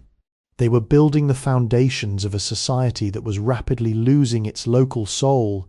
in exchange for a national identity. The transition was arduous, complex, and marked by a loss of simplicity that is still felt today. It was the moment when America stopped being a collection of disparate, self-governing communities and began its long, often painful process of becoming a unified, institutionalized power. In the farmhouse of 1880, the family was not merely a sentimental unit, it was a productive corporation. Survival depended on the rigorous, often rigid division of labor, where every member from the youngest child to the eldest grandparent played a designated essential role. The father managed the heavy field work, the mother orchestrated the internal economy of the home, and the children served as the vital hands needed to sustain the cycle of subsistence. But as the 1880s progressed, the encroachment of industrialization began to dissolve these long-standing boundaries, sowing the seeds of a societal transformation that would eventually redefine the concept of the family itself. The pressure began with the expansion of the market economy. When goods could be purchased more cheaply than they could be produced at home, the domestic labor of the woman, spinning, weaving, processing and preserving, was suddenly devalued. This was not a minor shift, it was a fundamental decoupling of the home from the center of production. As labor migrated from the hearth to the factory or the corporate farm, the traditional roles that had defined a person's purpose for centuries began to feel increasingly restrictive. We see in the diaries of this era a burgeoning sense of restlessness, particularly among women and the younger generation who felt the suffocating constraints of a structure designed for a world that was rapidly disappearing. The political and social ramifications were immediate. The cult of domesticity that had characterized the mid-19th century, the idea that a woman's power was centered entirely within the sanctuary of the home, started to clash with the new opportunities for employment and education emerging in the growing towns. The 1880s marked the quiet, persistent rise of advocacy for suffrage and labor rights. These were not just political demands, they were desperate attempts to remap the social contract in a world where the old, agrarian definitions of duty were no longer economically sufficient. The family was moving from being a unit of survival to becoming a unit of consumption and personal development. Simultaneously, the role of the child underwent a profound evolution. In the early 1800s, a child was an economic asset, a necessary laborer. By 1880, the push for universal education began to reframe the child as an individual with an inherent right to development and protection. This shift was a triumph of humanitarianism, but it also placed an enormous strain on the family economy. If children were in school, they were not in the fields. If they were not in the fields, the family's productivity dropped. This created a new kind of social hierarchy, those families who could afford to invest in the childhood of their offspring, and those who were forced by necessity to keep them in the labor pool. It was the birth of a generational divide that would only widen. This tension between the old survival-focused family and the new, individual-focused family created a profound sense of psychological dissonance. We see it in the migration patterns of the 1880s. As the younger generation began to leave the homesteads in droves, drawn by the promise of the city, the independence of the paycheck, and the anonymity of the urban landscape. They were abandoning the patriarchal agrarian structure for a life that, while often harsher in its own right, offered a sliver of personal autonomy that the farm could never provide. The homestead, once the secure anchor of a person's identity, was becoming, for many, a place to be escaped. As we analyze this from a historical perspective, we must recognize that this was not a simple story of progress or loss. It was a structural upheaval.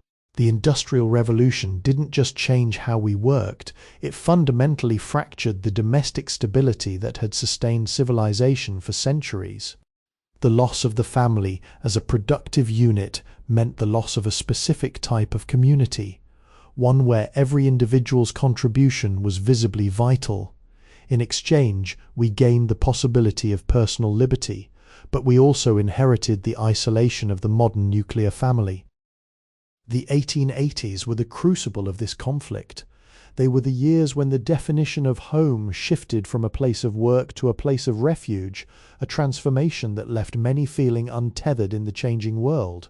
This era birthed the modern struggle for balance between career and family, between individual desire and social responsibility, a struggle that continues to define our lives today as we look at the ruins of those homesteads and the archives of those families.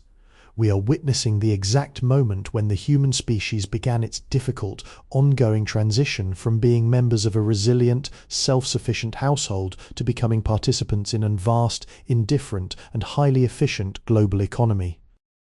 To look at the North American prairie in 1880 was to witness a landscape under siege. For millennia, the tall-grass prairie had functioned as a complex, self-regulating organism, a deep-rooted, carbon-sequestering behemoth that had evolved to survive drought, fire, and the grazing patterns of millions of bison. But as the iron plough, now mass-produced and bolstered by the logistics of the railroad, tore into the sod, the ecological stability of the continent was shattered. This was the moment when the biological wealth of the land was converted into liquid capital, a process that redefined not just the soil, but the very relationship between humanity and the environment. The destruction of the sod was an act of profound ecological hubris.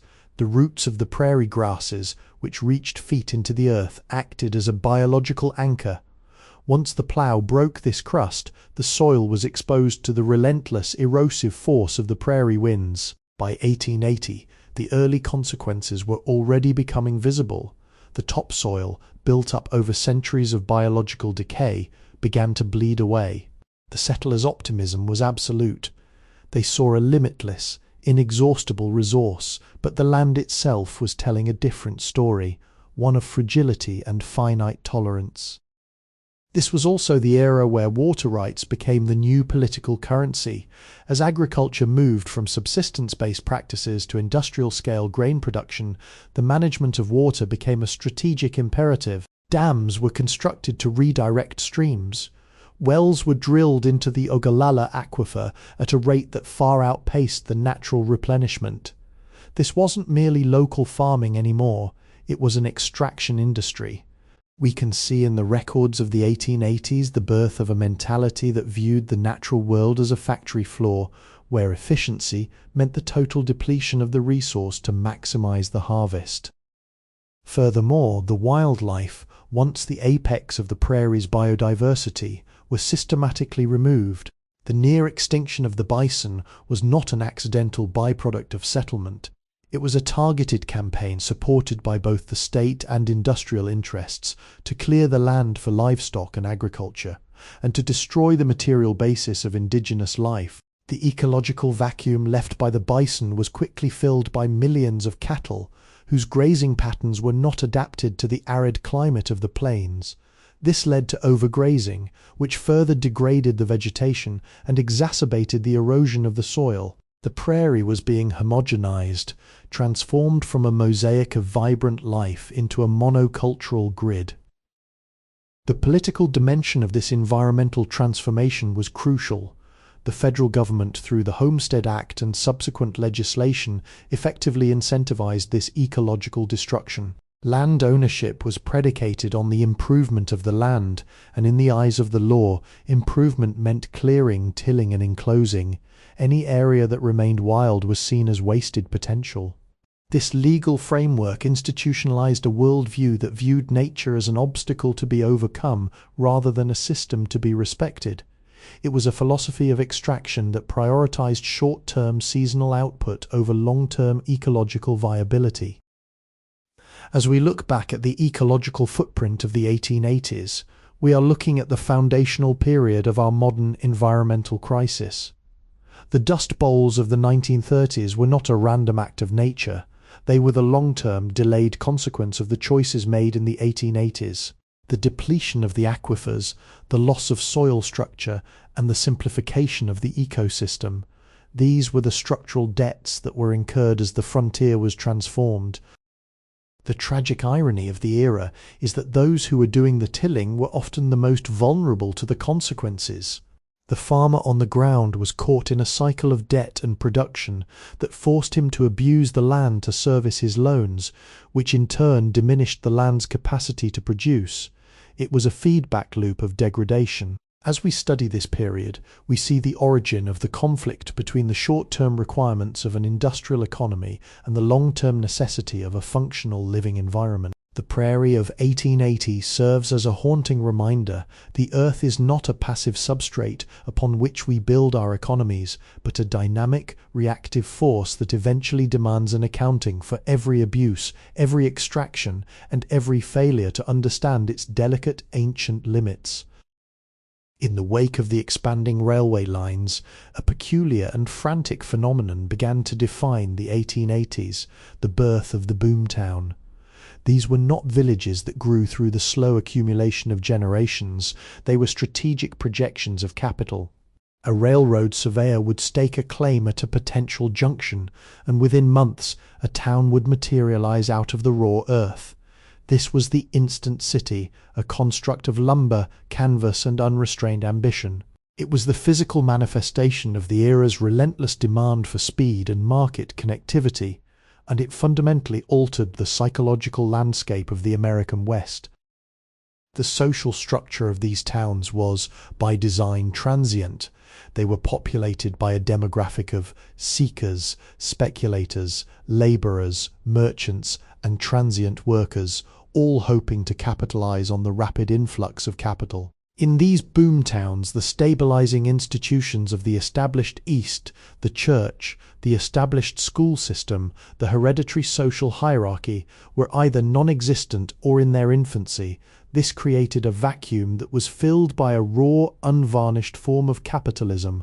The primary activity was not production, but the exchange of land and service.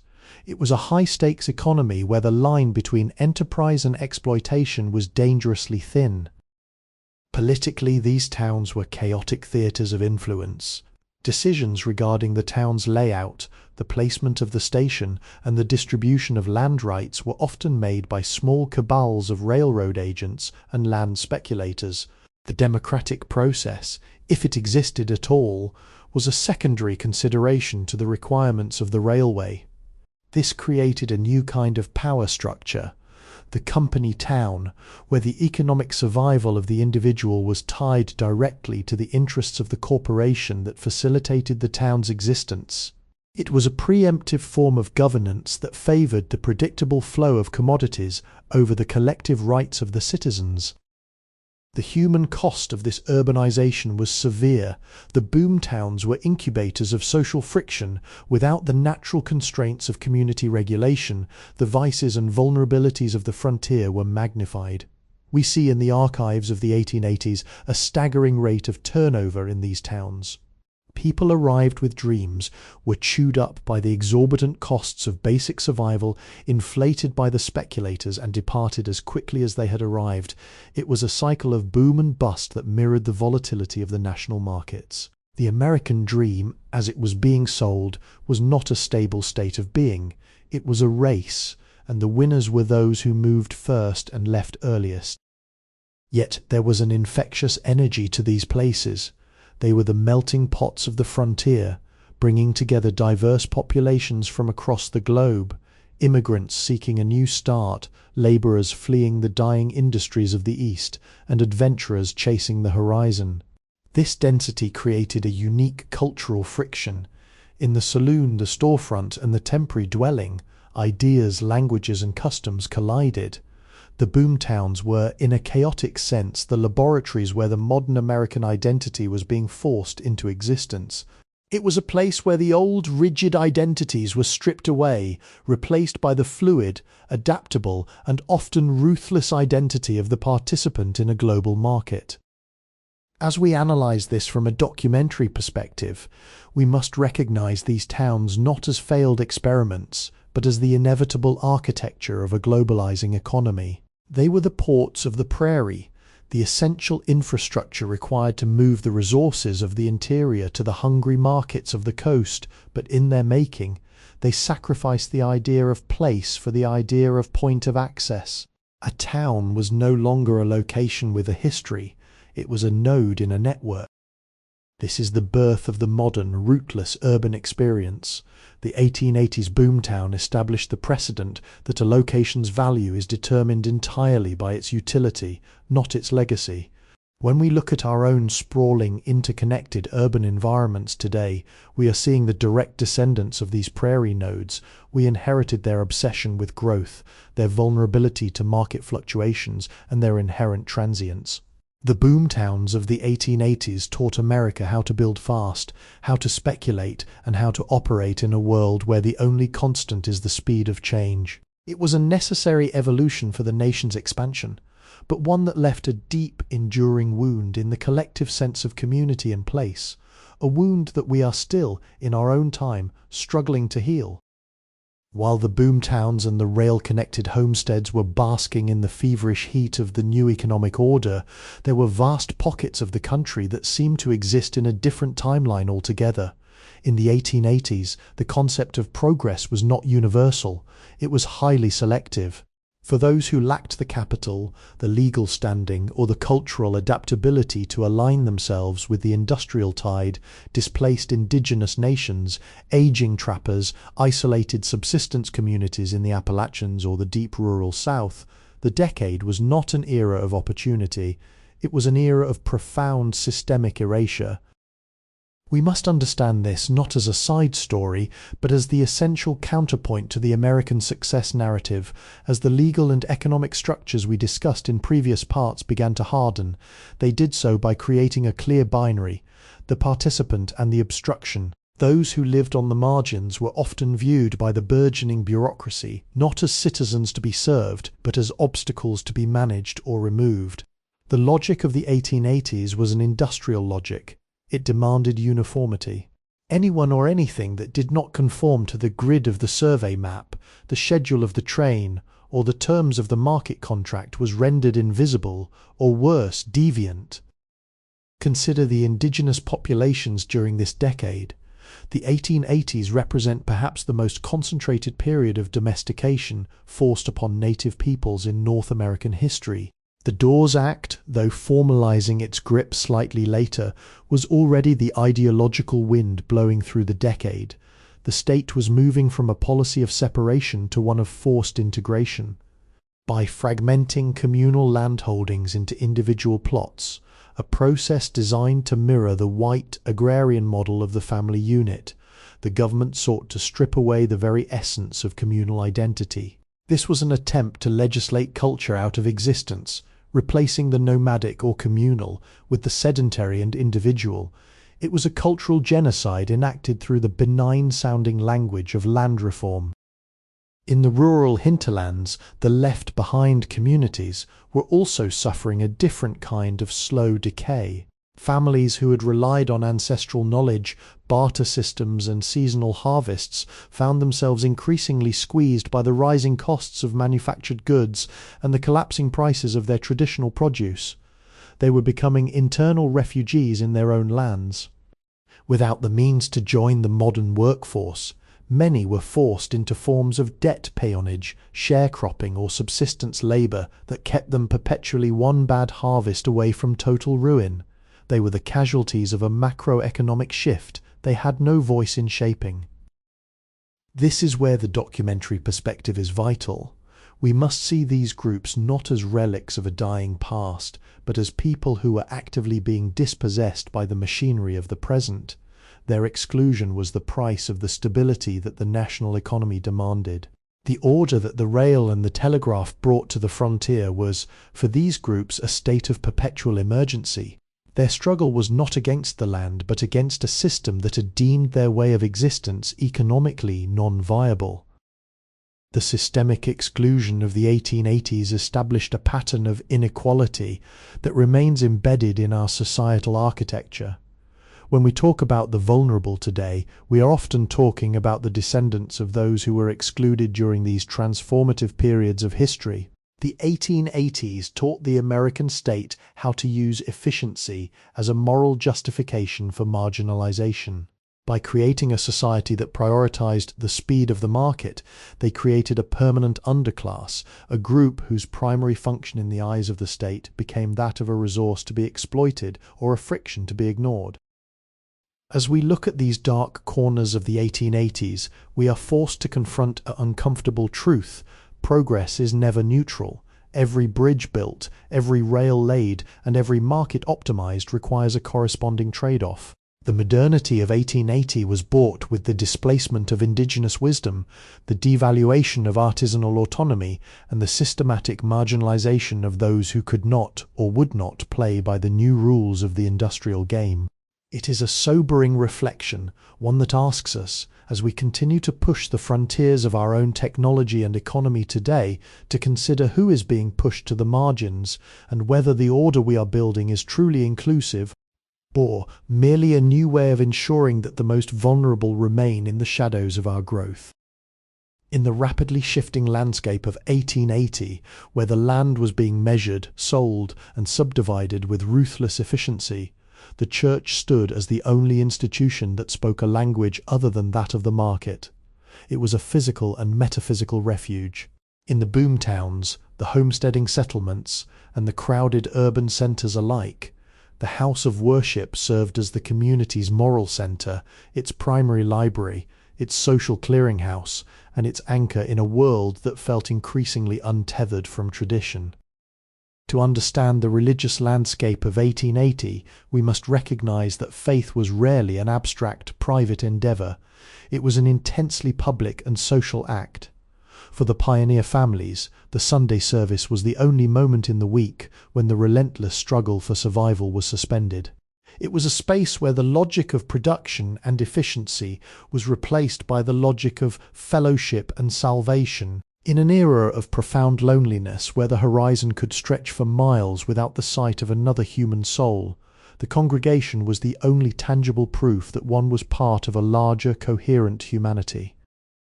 Theologically, this was a time of internal conflict.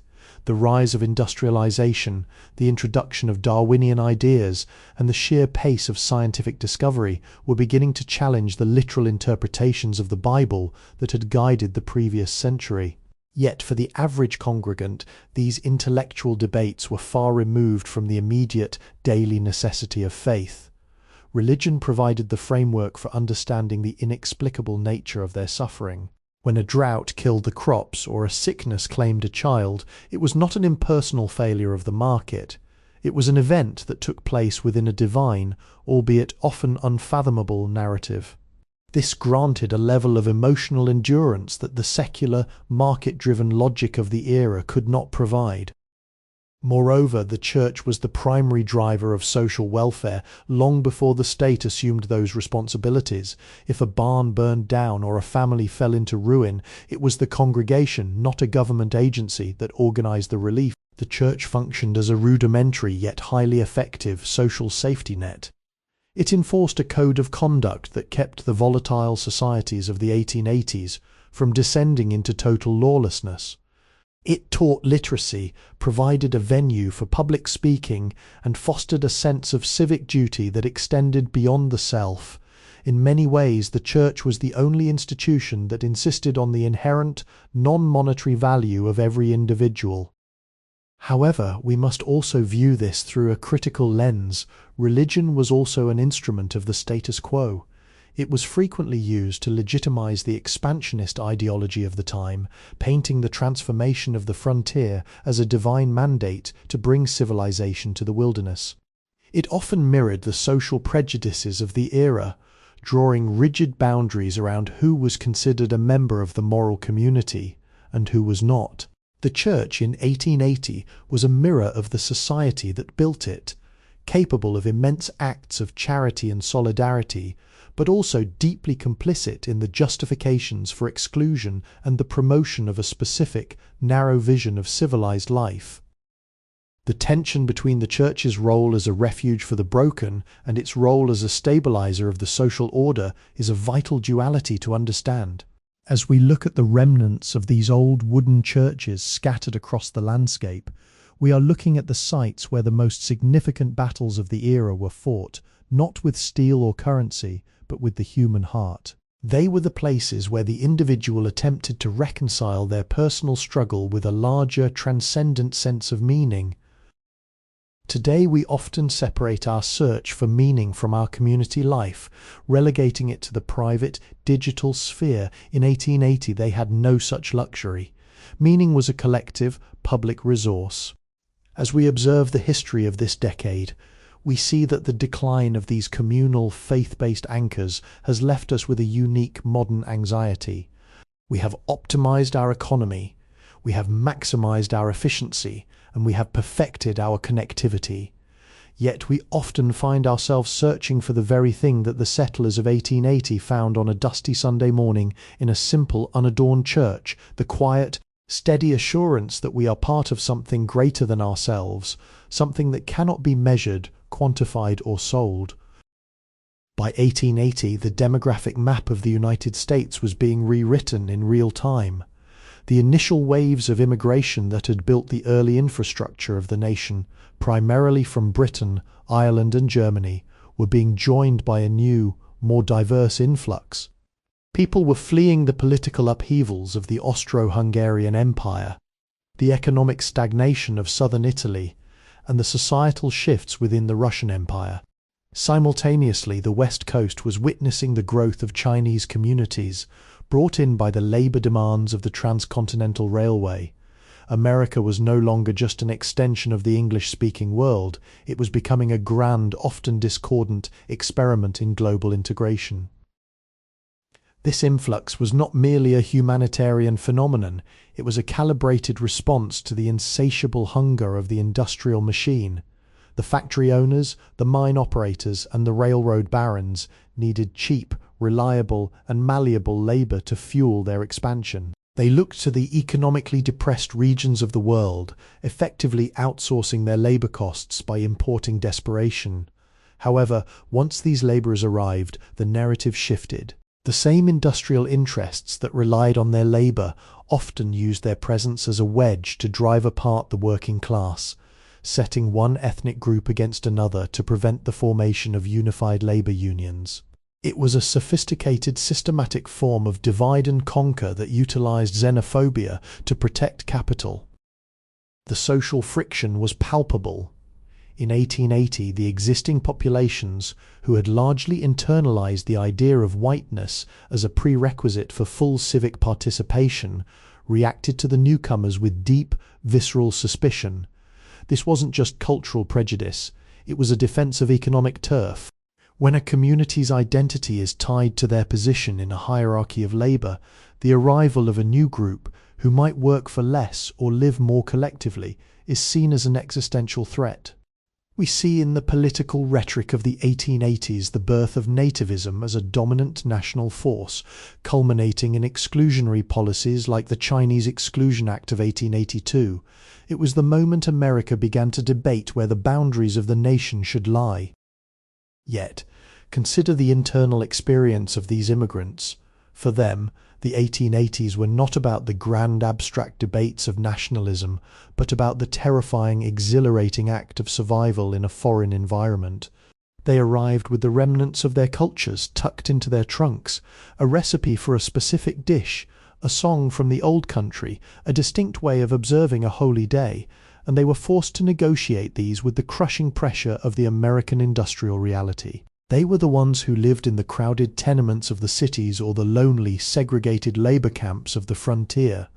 They were the ones who built the physical shell of the modern America, often at the cost of their own health and heritage. This collision of cultures created a unique, chaotic dynamism. In the streets of New York, Chicago, or San Francisco, the languages of a dozen nations mingled, producing a hybrid culture that was neither Old World nor fully American. This is the crucible of the modern urban identity. The immigrants were the ultimate disruptors. They challenged the rigid Anglo-centric assumptions of the established order and forced a rethinking of what it meant to be a citizen. They introduced new artistic styles, new culinary habits, and crucially, new ways of organizing the workforce. As we look at the legacy of this decade, we see that the 1880s were the period when America had to choose its path. Would it be an inclusive democracy or a fortress of nativist privilege? The choice was never final. It was a constant, ongoing negotiation. The tensions we see today, the debates over borders, the anxieties about cultural assimilation, and the struggle for equity are the direct, unbroken inheritance of the 1880s. The nation was learning, often painfully, that integration is not a process of assimilation where the new disappears into the old. It is a process of mutation where both the host and the newcomer are fundamentally altered. The 1880s stand as a testament to the fact that progress in a globalizing world is defined by how we handle the stranger. The history of the decade shows that when we allow fear to dictate our policies, we create systems of inequality that last for generations. But when we allow the cultural friction to work, when we recognize that the newcomer is not an intruder but a catalyst, we see the birth of something more resilient, more creative, and more expansive. The American story of 1880 is the story of a society that was forced, by the sheer pressure of its own expansion, to decide if it was big enough to hold the world. It is a story that remains, for us today, an open, unfinished question. If the early 1880s were defined by the hearth and the homegrown fiddle tune, the closing years of the decade were marked by the creeping influence of the show. As the population became increasingly urbanized and the workday began to be strictly demarcated by the factory whistle, a new psychological need emerged, the desire for an escape from the monotony of labor. This was the nascent stage of the mass entertainment industry, a fundamental shift that transformed leisure from an organic social activity into a consumable commodity. Consider the vaudeville stage, which began its ascent as the primary cultural venue for the working class. Unlike the traditional community gatherings where everyone participated, vaudeville was a spectacle of separation. You paid your nickel or dime, sat in the dark, and watched someone else perform. This created a new kind of social distance. The performer was a professional, the audience was a consumer, and the experience was something you purchased rather than something you built. It was a mirror of the industrial system itself, specialized, efficient, and designed to be accessible to the masses. This was also the era where the amusement park began to emerge as a distinct phenomenon, exemplified by the early iterations of places like Coney Island. These were highly engineered spaces of wonder designed to overwhelm the senses. In a world of repetitive, soul-crushing manual labor, these parks offered a synthetic, controlled chaos. They were the first environments to prioritize sensory stimulation above all else, the bright lights, the dizzying mechanical rides, and the curated spectacles of exotic exhibits. It was a deliberate, artificial replacement for the natural wonder that had once been found in the fields and the forests. The political and social impact of this shift was profound. By providing a relatively inexpensive way for people to distract themselves from their daily grievances, the entertainment industry became, in effect, a stabilizing force for the existing order. It absorbed the excess frustration of the working population, turning potentially volatile energy into passive consumption. The saloon, the dance hall, and the theatre became the new commons, but they were commons controlled by private owners, whose interests were aligned with the preservation of the system that kept the audience coming back. Moreover, the rise of mass entertainment fueled the development of a national culture.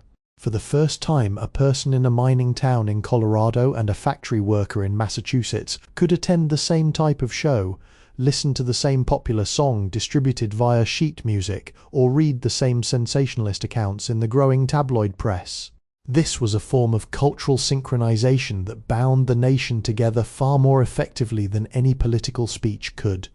It created a common language of leisure, a set of shared references that helped to flatten the distinct local identities of the past into a singular, homogenized American experience. Yet we must not dismiss this as mere frivolity. The people of 1880 were not being tricked into distraction, they were seeking a reprieve.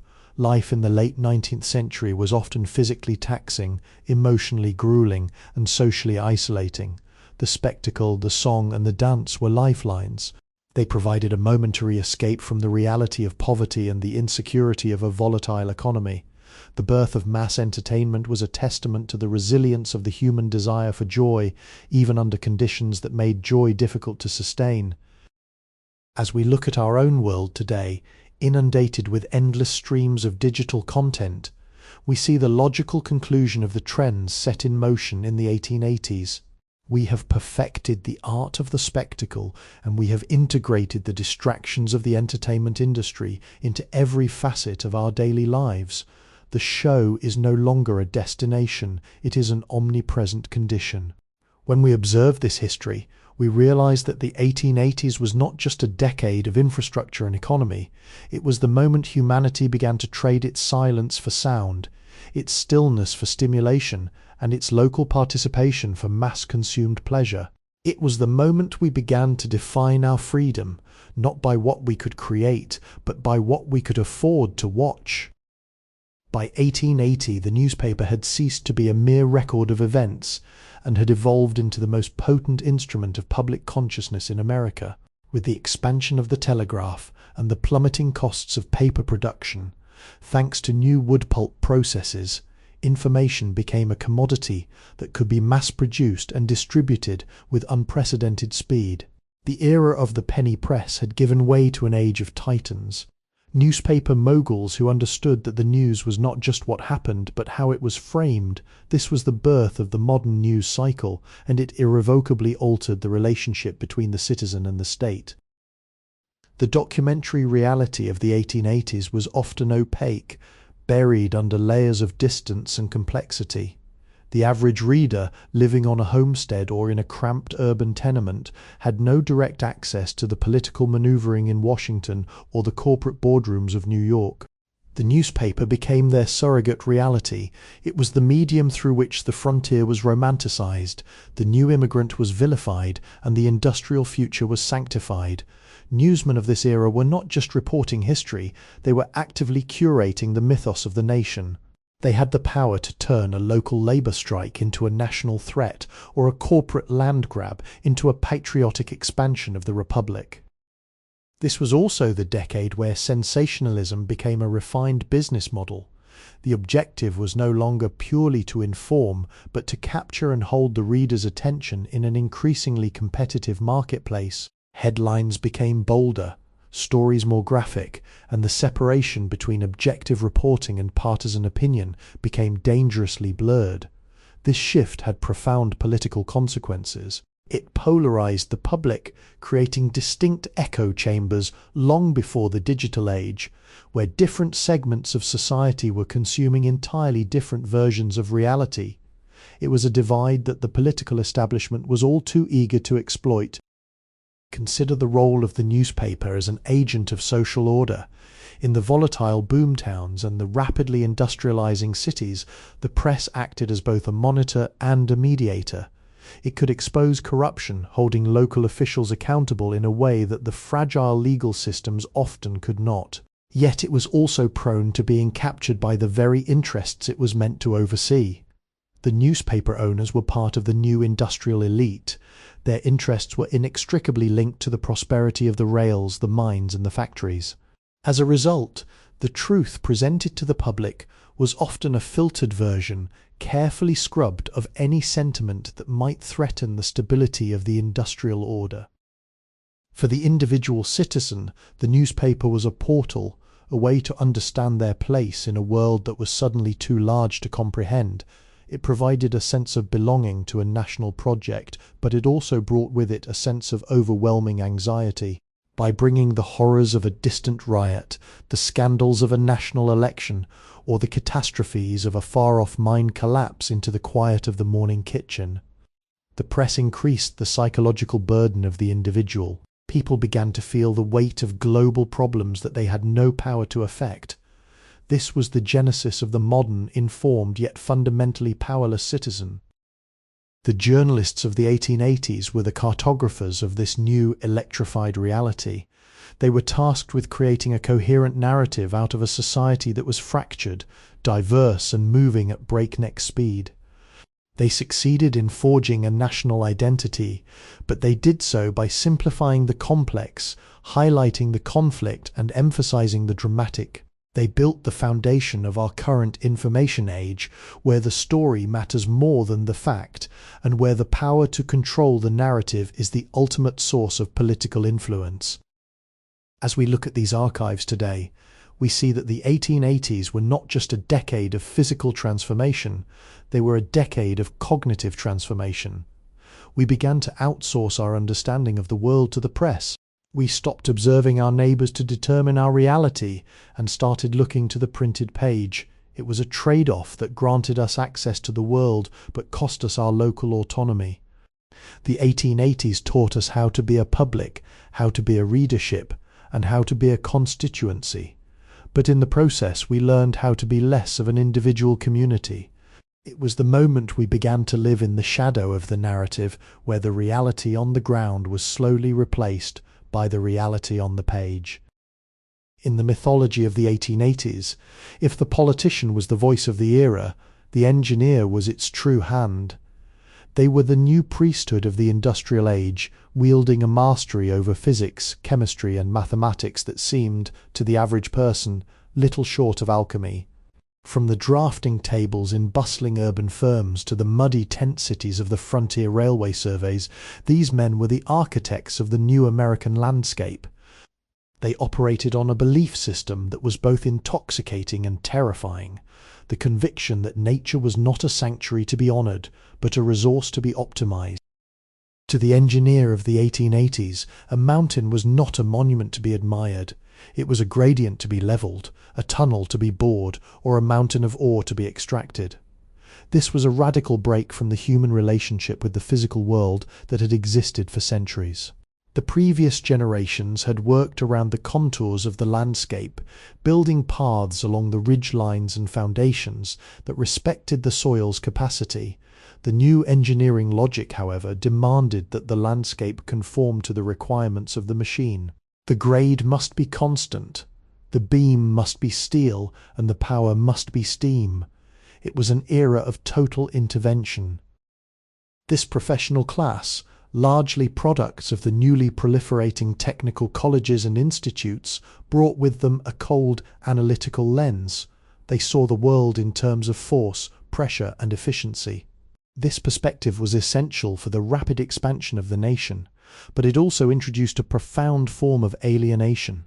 When a technician views a river, they see cubic feet per second of flow. When they look at a forest, they see board feet of lumber. This reductionist view was the foundation of the era's prosperity, but it also drained the landscape of its historical and cultural significance. The world was being stripped of its meaning and replaced with utility. The political influence of this group grew in tandem with their technical success.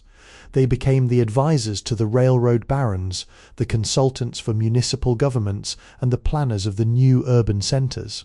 They were the ones who decided where the tracks would run, which neighbourhoods would be raised, and which resources would be prioritised. They were, in effect, the hidden governors of the 1880s. Their decisions made on blueprints in quiet offices had a greater impact on the lives of ordinary citizens than any legislation passed in a distant state house. They were building the framework within which all other human activity, economic, political, and social, had to occur. Yet there was also a deep internal tension within this profession. Many of these engineers possessed a genuine romantic wonder at the power of their machines. They viewed their work as the ultimate expression of human potential, a way to conquer the unpredictability of the natural world and provide a safer, more stable life for society. They were the true believers in progress. They did not see themselves as destroyers, but as creators of a higher order of civilization. They believed that once the infrastructure was laid, once the electricity hummed and the trains ran on time, a new golden age of human prosperity would inevitably follow. However, as the 1880s drew to a close, the reality of their success began to show its cracks. The steel bridges were rusting, the rivers were silting up from deforestation, and the crowded cities they had designed were becoming hotbeds of disease and social unrest. The engineers' triumph was also the source of new, unforeseen problems. They had succeeded in manipulating the material world, but they had fundamentally underestimated the complexity of the systems they were meddling with. They had solved for speed and production, but they had failed to account for sustainability and human well-being. As we look at the legacy of these pioneers, we recognize the origin of our modern technocratic governance. We are still living in the world built by the engineers of the 1880s. We have inherited their belief that every problem is a technical problem and that every solution lies in further manipulation of the material world. We have inherited their success, a world of unparalleled comfort and connectivity, and we have inherited their blindness, a world where the ecological and social consequences of our engineering are mounting at an alarming rate. They were the men who mastered the material, but they were the first to demonstrate that mastering the material is not the same as understanding the world. They were the ones who taught us how to build, but they never quite taught us how to live with the things we have built. By 1880, the obsession with measuring the physical world had inevitably turned inward. If the engineer could map the geography and the merchant could map the market, why couldn't the social scientist map the human? This was the decade when the study of society moved from the realm of philosophy to the realm of statistics. Researchers, urban reformers, and government agents began to treat the population of America as a vast, observable laboratory. They weren't just observing poverty, crime, or immigration. They were attempting to quantify them, turning the messy, unpredictable nature of human life into clean, manageable data sets. The motivation behind this was ostensibly benevolent, the desire to solve the urban problem. In cities like New York, Chicago, and Philadelphia, the rapid industrialization had created conditions of such intense human density and suffering that the old local methods of social cohesion had completely collapsed. The reformers of the 1880s believed that if they could only collect enough data, census reports, mortality rates, crime statistics, they could design a society that functioned as smoothly as a steam engine. They were the pioneers of social engineering, and their influence would forever alter the relationship between the individual and the state. This was a profound shift in power. For the first time, an individual's life was being reduced to an entry in a ledger. The average worker became a mathematical construct, and policies were designed for this average, often ignoring the nuanced realities of those who fell outside the standard deviation. This bureaucratic gaze was inherently exclusionary. By categorizing people into types, the industrious, the pauper, the immigrant, the deviant, the state began to exercise a new form of social control. Classification became the first step toward intervention and often towards regulation or removal. Consider the obsession with hygiene, both physical and moral. The social scientists of this era viewed the poor not just as a class, but as a biological threat to the health of the nation. The tenements were not just viewed as places where people lived, they were analyzed as sources of infection and moral contagion. This gave rise to the surveillance of the private sphere. Inspectors, social workers, and health officials were granted the authority to enter homes, evaluate family life, and enforce standards of appropriate behavior. It was the moment when the privacy of the home began to erode, replaced by the requirement of state-sanctioned social performance. Yet we must acknowledge that this was also the period when the systemic roots of injustice began to be formally documented. By collecting data on wages, housing conditions, and labor accidents, these early social scientists provided the evidence needed to challenge the unchecked excesses of the industrial elite. They were the ones who proved that poverty was not merely a personal failing, but a structural outcome of an unregulated economy. They provided the ammunition for the labor movements and the progressive political forces that would eventually define the turn of the century. It was a double-edged sword. The same data used to control the population was also used to empower the marginalized to demand change. As we analyze this from a documentary perspective, we see the birth of the technocratic state, a government that relies on experts, data, and social science to manage the lives of its citizens. The 1880s taught us to look at our fellow human beings and see trends instead of people. They taught us to value the aggregated welfare of the whole over the specific reality of the individual. We are the inheritors of this mindset. When we discuss demographics, market segments, or social behavior today, we are using the language of the 1880s reformers. The tragedy and the triumph of this decade is that it gave us the tools to understand the complexity of our society, while simultaneously giving us the excuse to treat that society like an object to be manipulated. We began to think that we could solve humanity. We began to think that if we just had better data, better systems, and better experts, we could eliminate the friction of existence. But as we look at the archives of the 1880s, we see the limit of this ambition. The data was never the reality. The human heart, the complexity of community, and the unpredictability of human freedom always managed to escape the ledger. We mastered the art of measuring the world, but we never quite learned how to measure the dignity of the people who inhabited it. By 1880, the pace of change was so unrelenting that it had begun to warp the human perception of time itself. For the first time in history, the elderly could look back and realize that the world they had been born into was fundamentally different from the one they were dying in. This created a new psychological orientation. The past was no longer a reliable guide for the future. Instead, the future became a destination, a promised land of technological mastery that was being built, brick by brick, telegraph wire by telegraph wire.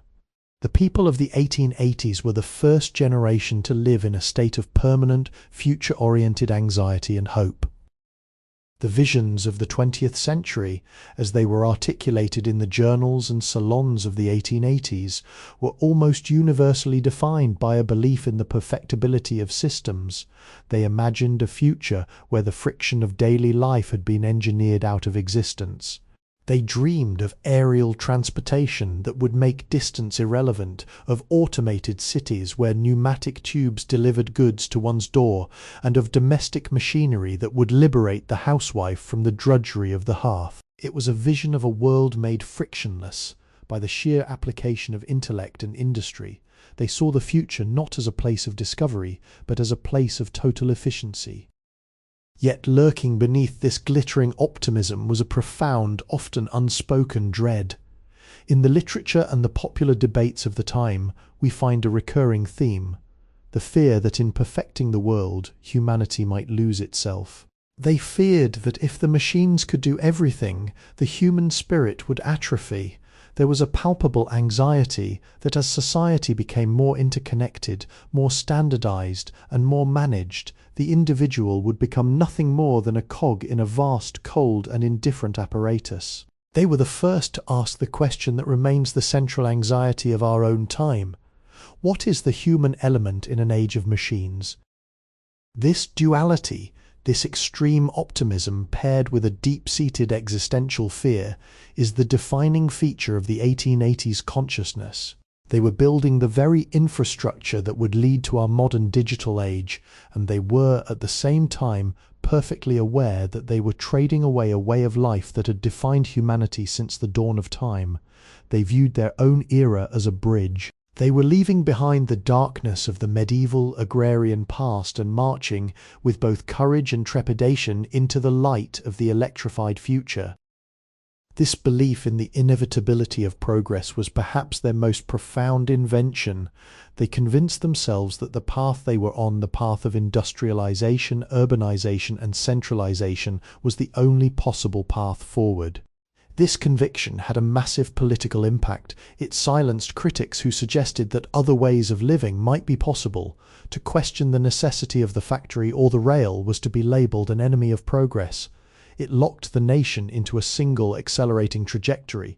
We have inherited this lock-in. We are still living within the parameters of the future they imagined, still struggling with the same trade-offs between comfort and autonomy, between connectivity and isolation. As we look at the archives of these 1880s visionaries, we are looking at the architects of our own psyche. We have achieved so much of what they dreamt of. We have conquered distance. We have automated the mundane, and we have interconnected the globe. But we have also inherited their blindness. We too are often seduced by the promise of the next technological breakthrough, hoping that it will finally solve the problems of the last one. We too are often caught between the thrill of the new and the quiet, persistent ache for the simple, grounded life they left behind. The people of 1880 were the first to live in the future, and in many ways, we are still living in their shadow. Their dreams and their fears are our reality. They taught us how to reach for the future, but they also left us with the unfinished business of defining what, in the face of such relentless transformation, remains essentially and enduringly human. The future they created is the present we inhabit, and the question they posed, whether the world we are building is truly the world we want to live in, remains perhaps more than ever the most urgent question of all. As we stand at the close of our journey through the decade of the 1880s, the dust of the frontier settles, the steam engines fall silent, and the flicker of the early electric bulb dims. We have wandered through the homesteads, the boom towns, the boardrooms and the churches. We have examined the steel that bound the nation and the telegraph wires that compressed the mind. Yet, as we look back, we realize that we haven't been studying a distant, completed past. We have been holding a mirror up to our own existence. The year 1880 was not the end of a simpler age. It was the birth of the complex, contradictory, and hyper-connected reality we inhabit today.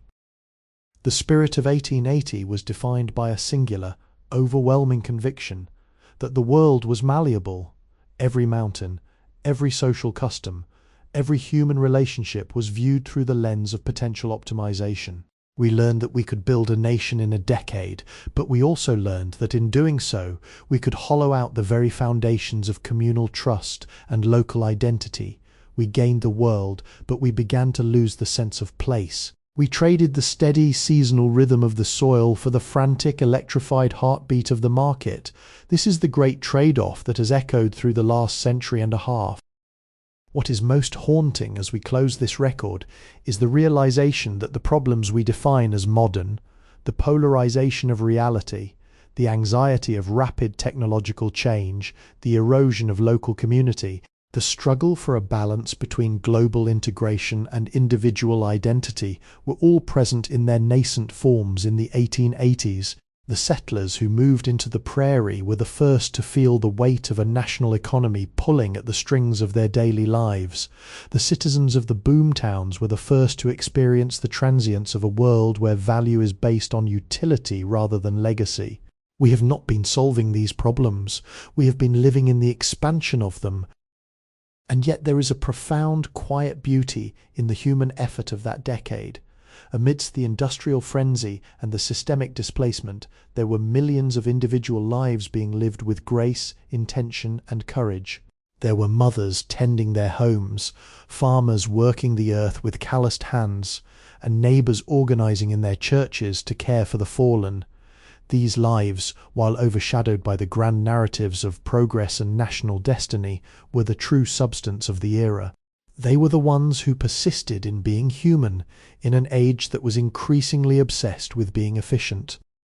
As we turn the final page on the 1880s, we are left with a fundamental challenge. The future that those people imagined, the one we are currently living in, has proven to be far more complex and far more fragile than they could have ever anticipated. We have mastered the material world to a degree that would have seemed like magic to them, yet we still struggle with the same core human desire to be connected, to be secure, and to live a life of significance in a world that is always in motion. History is not a line that moves forward, leaving the past behind. It is a spiral where we constantly revisit the same essential questions from new vantage points. The 1880s taught us how to build the stage upon which our modern drama is played, but the play itself, the decisions of how to treat one another, how to honor the land, and how to hold on to the quiet, essential core of who we are, is still entirely and urgently up to us. The bridge they built from the quiet rhythm of the 19th century to the rushing, uncertain tide of the future remains standing. We are still standing on it, looking out at the horizon, wondering where we go next. And perhaps the most important lesson of all is that the answer has always been the same. We do not move forward by leaving the past behind. We move forward by carrying its wisdom into the present and having the courage to write a new ending. As we look back at the crucible of the 1880s from our vantage point in 2026, we see more than just a sequence of historical events. We see the anatomy of our own civilization. The Industrial Revolution was the first time humanity dared to re-engineer the natural world, and in doing so we unwittingly engineered a new form of human consciousness. We became a species that values the measurable over the meaningful and speed over stewardship. Yet, in this late-stage manifestation of those early industrial dreams, we find ourselves circling back to the very questions the pioneers of 1880 once whispered in the silence of the prairie. The most enduring lesson of that decade is the fragility of the human connection in the face of hyperconnectivity. The pioneers of 1880 sought the telegraph and the rail to break their isolation, hoping that proximity to the global market would secure their future. We, in 2026, have achieved a level of connectivity they could not have dreamt of, yet the paradox remains: the more we are connected to the system, the more isolated we feel from one another. We have optimized our communication, but we have yet to optimize our community. We have inherited their infrastructure, but we are still searching for the anchor that keeps us grounded in a world that never stops moving. Furthermore, we must confront the ecological debt that was signed into existence in the 1880s. The hubris of that era, the belief that the earth was a passive substrate to be consumed, is the ghost that haunts our current environmental discourse. Every resource we extract, every aquifer we tap, and every landscape we simplify is a continuation of the industrial logic established over a century ago. The pioneers were not evil, they were driven. They were driven by a logic of survival that we have now codified into a logic of permanent growth. The lesson of 1880 is not that we should abandon our progress, but that we must evolve our understanding of what progress means. Is progress defined by what we can take from the earth, or by how well we can sustain the systems that keep us alive? This is the great work of the 21st century. We are the inheritors of the 1880s machine, but we are also the generation tasked with installing the brakes and the guidance systems that the original architects neglected. We have the data, we have the technological capability, and we have the historical perspective. The question is whether we have the collective will to change the narrative. The pioneers were building the house. We are now the residents who realize the structure is becoming too large to heat, too complex to maintain, and too distant from the soil that feeds us. As we conclude this reflection, let us recognize that the history of 1880 is not a warning, it is a mirror. It shows us that humanity is capable of incredible feats of endurance and innovation, but also of profound blindness to the consequences of our own success. The spirit of 1880 was one of restless expansion, a spirit that has served us well in building a global society, but one that is now perhaps reaching its limit. We are entering an era that will require a new kind of pioneer, one who does not seek to expand into new territories, but one who seeks to deepen our understanding of the territory we already inhabit. The bridge from 1880 to 2026 is fully constructed. We are standing on the far side of it, looking back at the foundation. The legacy of those who came before us is not just the steel, the rails, and the institutions, it is the challenge to do better. They taught us how to connect the world. Now it is up to us to make it livable. The story of humanity in the industrial age is not finished, and the next chapter will not be written by the machines we build, but by the values we choose to uphold. In the quiet digital noise of 2026, we are still seeking the same thing the settlers of 1880 were seeking on their lonely homesteads: a place to belong, a purpose that transcends the market, and the courage to build a future that is not just efficient, but fundamentally human. We have journeyed together across the tall grass prairies of 1880, listened to the steam whistles that signaled the arrival of a new era, and witnessed firsthand how humanity tore down old walls to construct a new world. The 36 parts we have traversed were not merely a chronicle of economic or political upheaval, they were an introspective journey into the nature of progress itself. We have seen the collapse of self-sustaining communities in exchange for the efficiency of the global market. We have watched boomtowns materialize out of thin air, and we have observed the communities pushed to the margins of advancement. We have witnessed how humanity began to quantify its life through statistics, and how the soul sought refuge in quiet churches amidst the frontier. As we close the final chapter of this chronicle, remember we are not outside of history, we are the ones writing it. The decisions we make today, how we connect, how we treat our environment, and how we preserve our humanity amidst the era of algorithms are the parts that future generations will read, much like we have contemplated the year 1880 together. The price of modernity is always a trade-off. We have achieved connectivity but often sacrificed empathy. We have attained convenience but obscured stillness. Yet in that realization we find the opportunity to return to our most core values: kindness between individuals, respect for the limits of nature, and the will to create a society that is not only efficient but truly worth living in. Our journey through 1880 is now complete. I hope that through these pages you have found a new perspective on the world around you, on the roots of modern anxieties, and most importantly, the belief that we have the power to shape the future. History has finished its part here, but your story, and the story of our time, is still unfolding. Thank you for accompanying Sleepy History with Benjamin throughout this journey. I look forward to our next projects and the inspiring new chapters ahead. Sleepy History with Kevin is created for relaxation, entertainment, and sleep purposes. The stories shared on this channel are inspired by historical events, daily life, and real periods in history, but they may be simplified, adapted, or narrated in a calming way to enhance the listening experience. This content is not intended to be a precise academic or educational source. While we aim to stay generally accurate, some details may be altered for storytelling flow and relaxation. Please do not rely on this channel as a primary source for historical research or study. By listening, you acknowledge that this content is designed to help you unwind, relax, and fall asleep. Thank you for your understanding and support.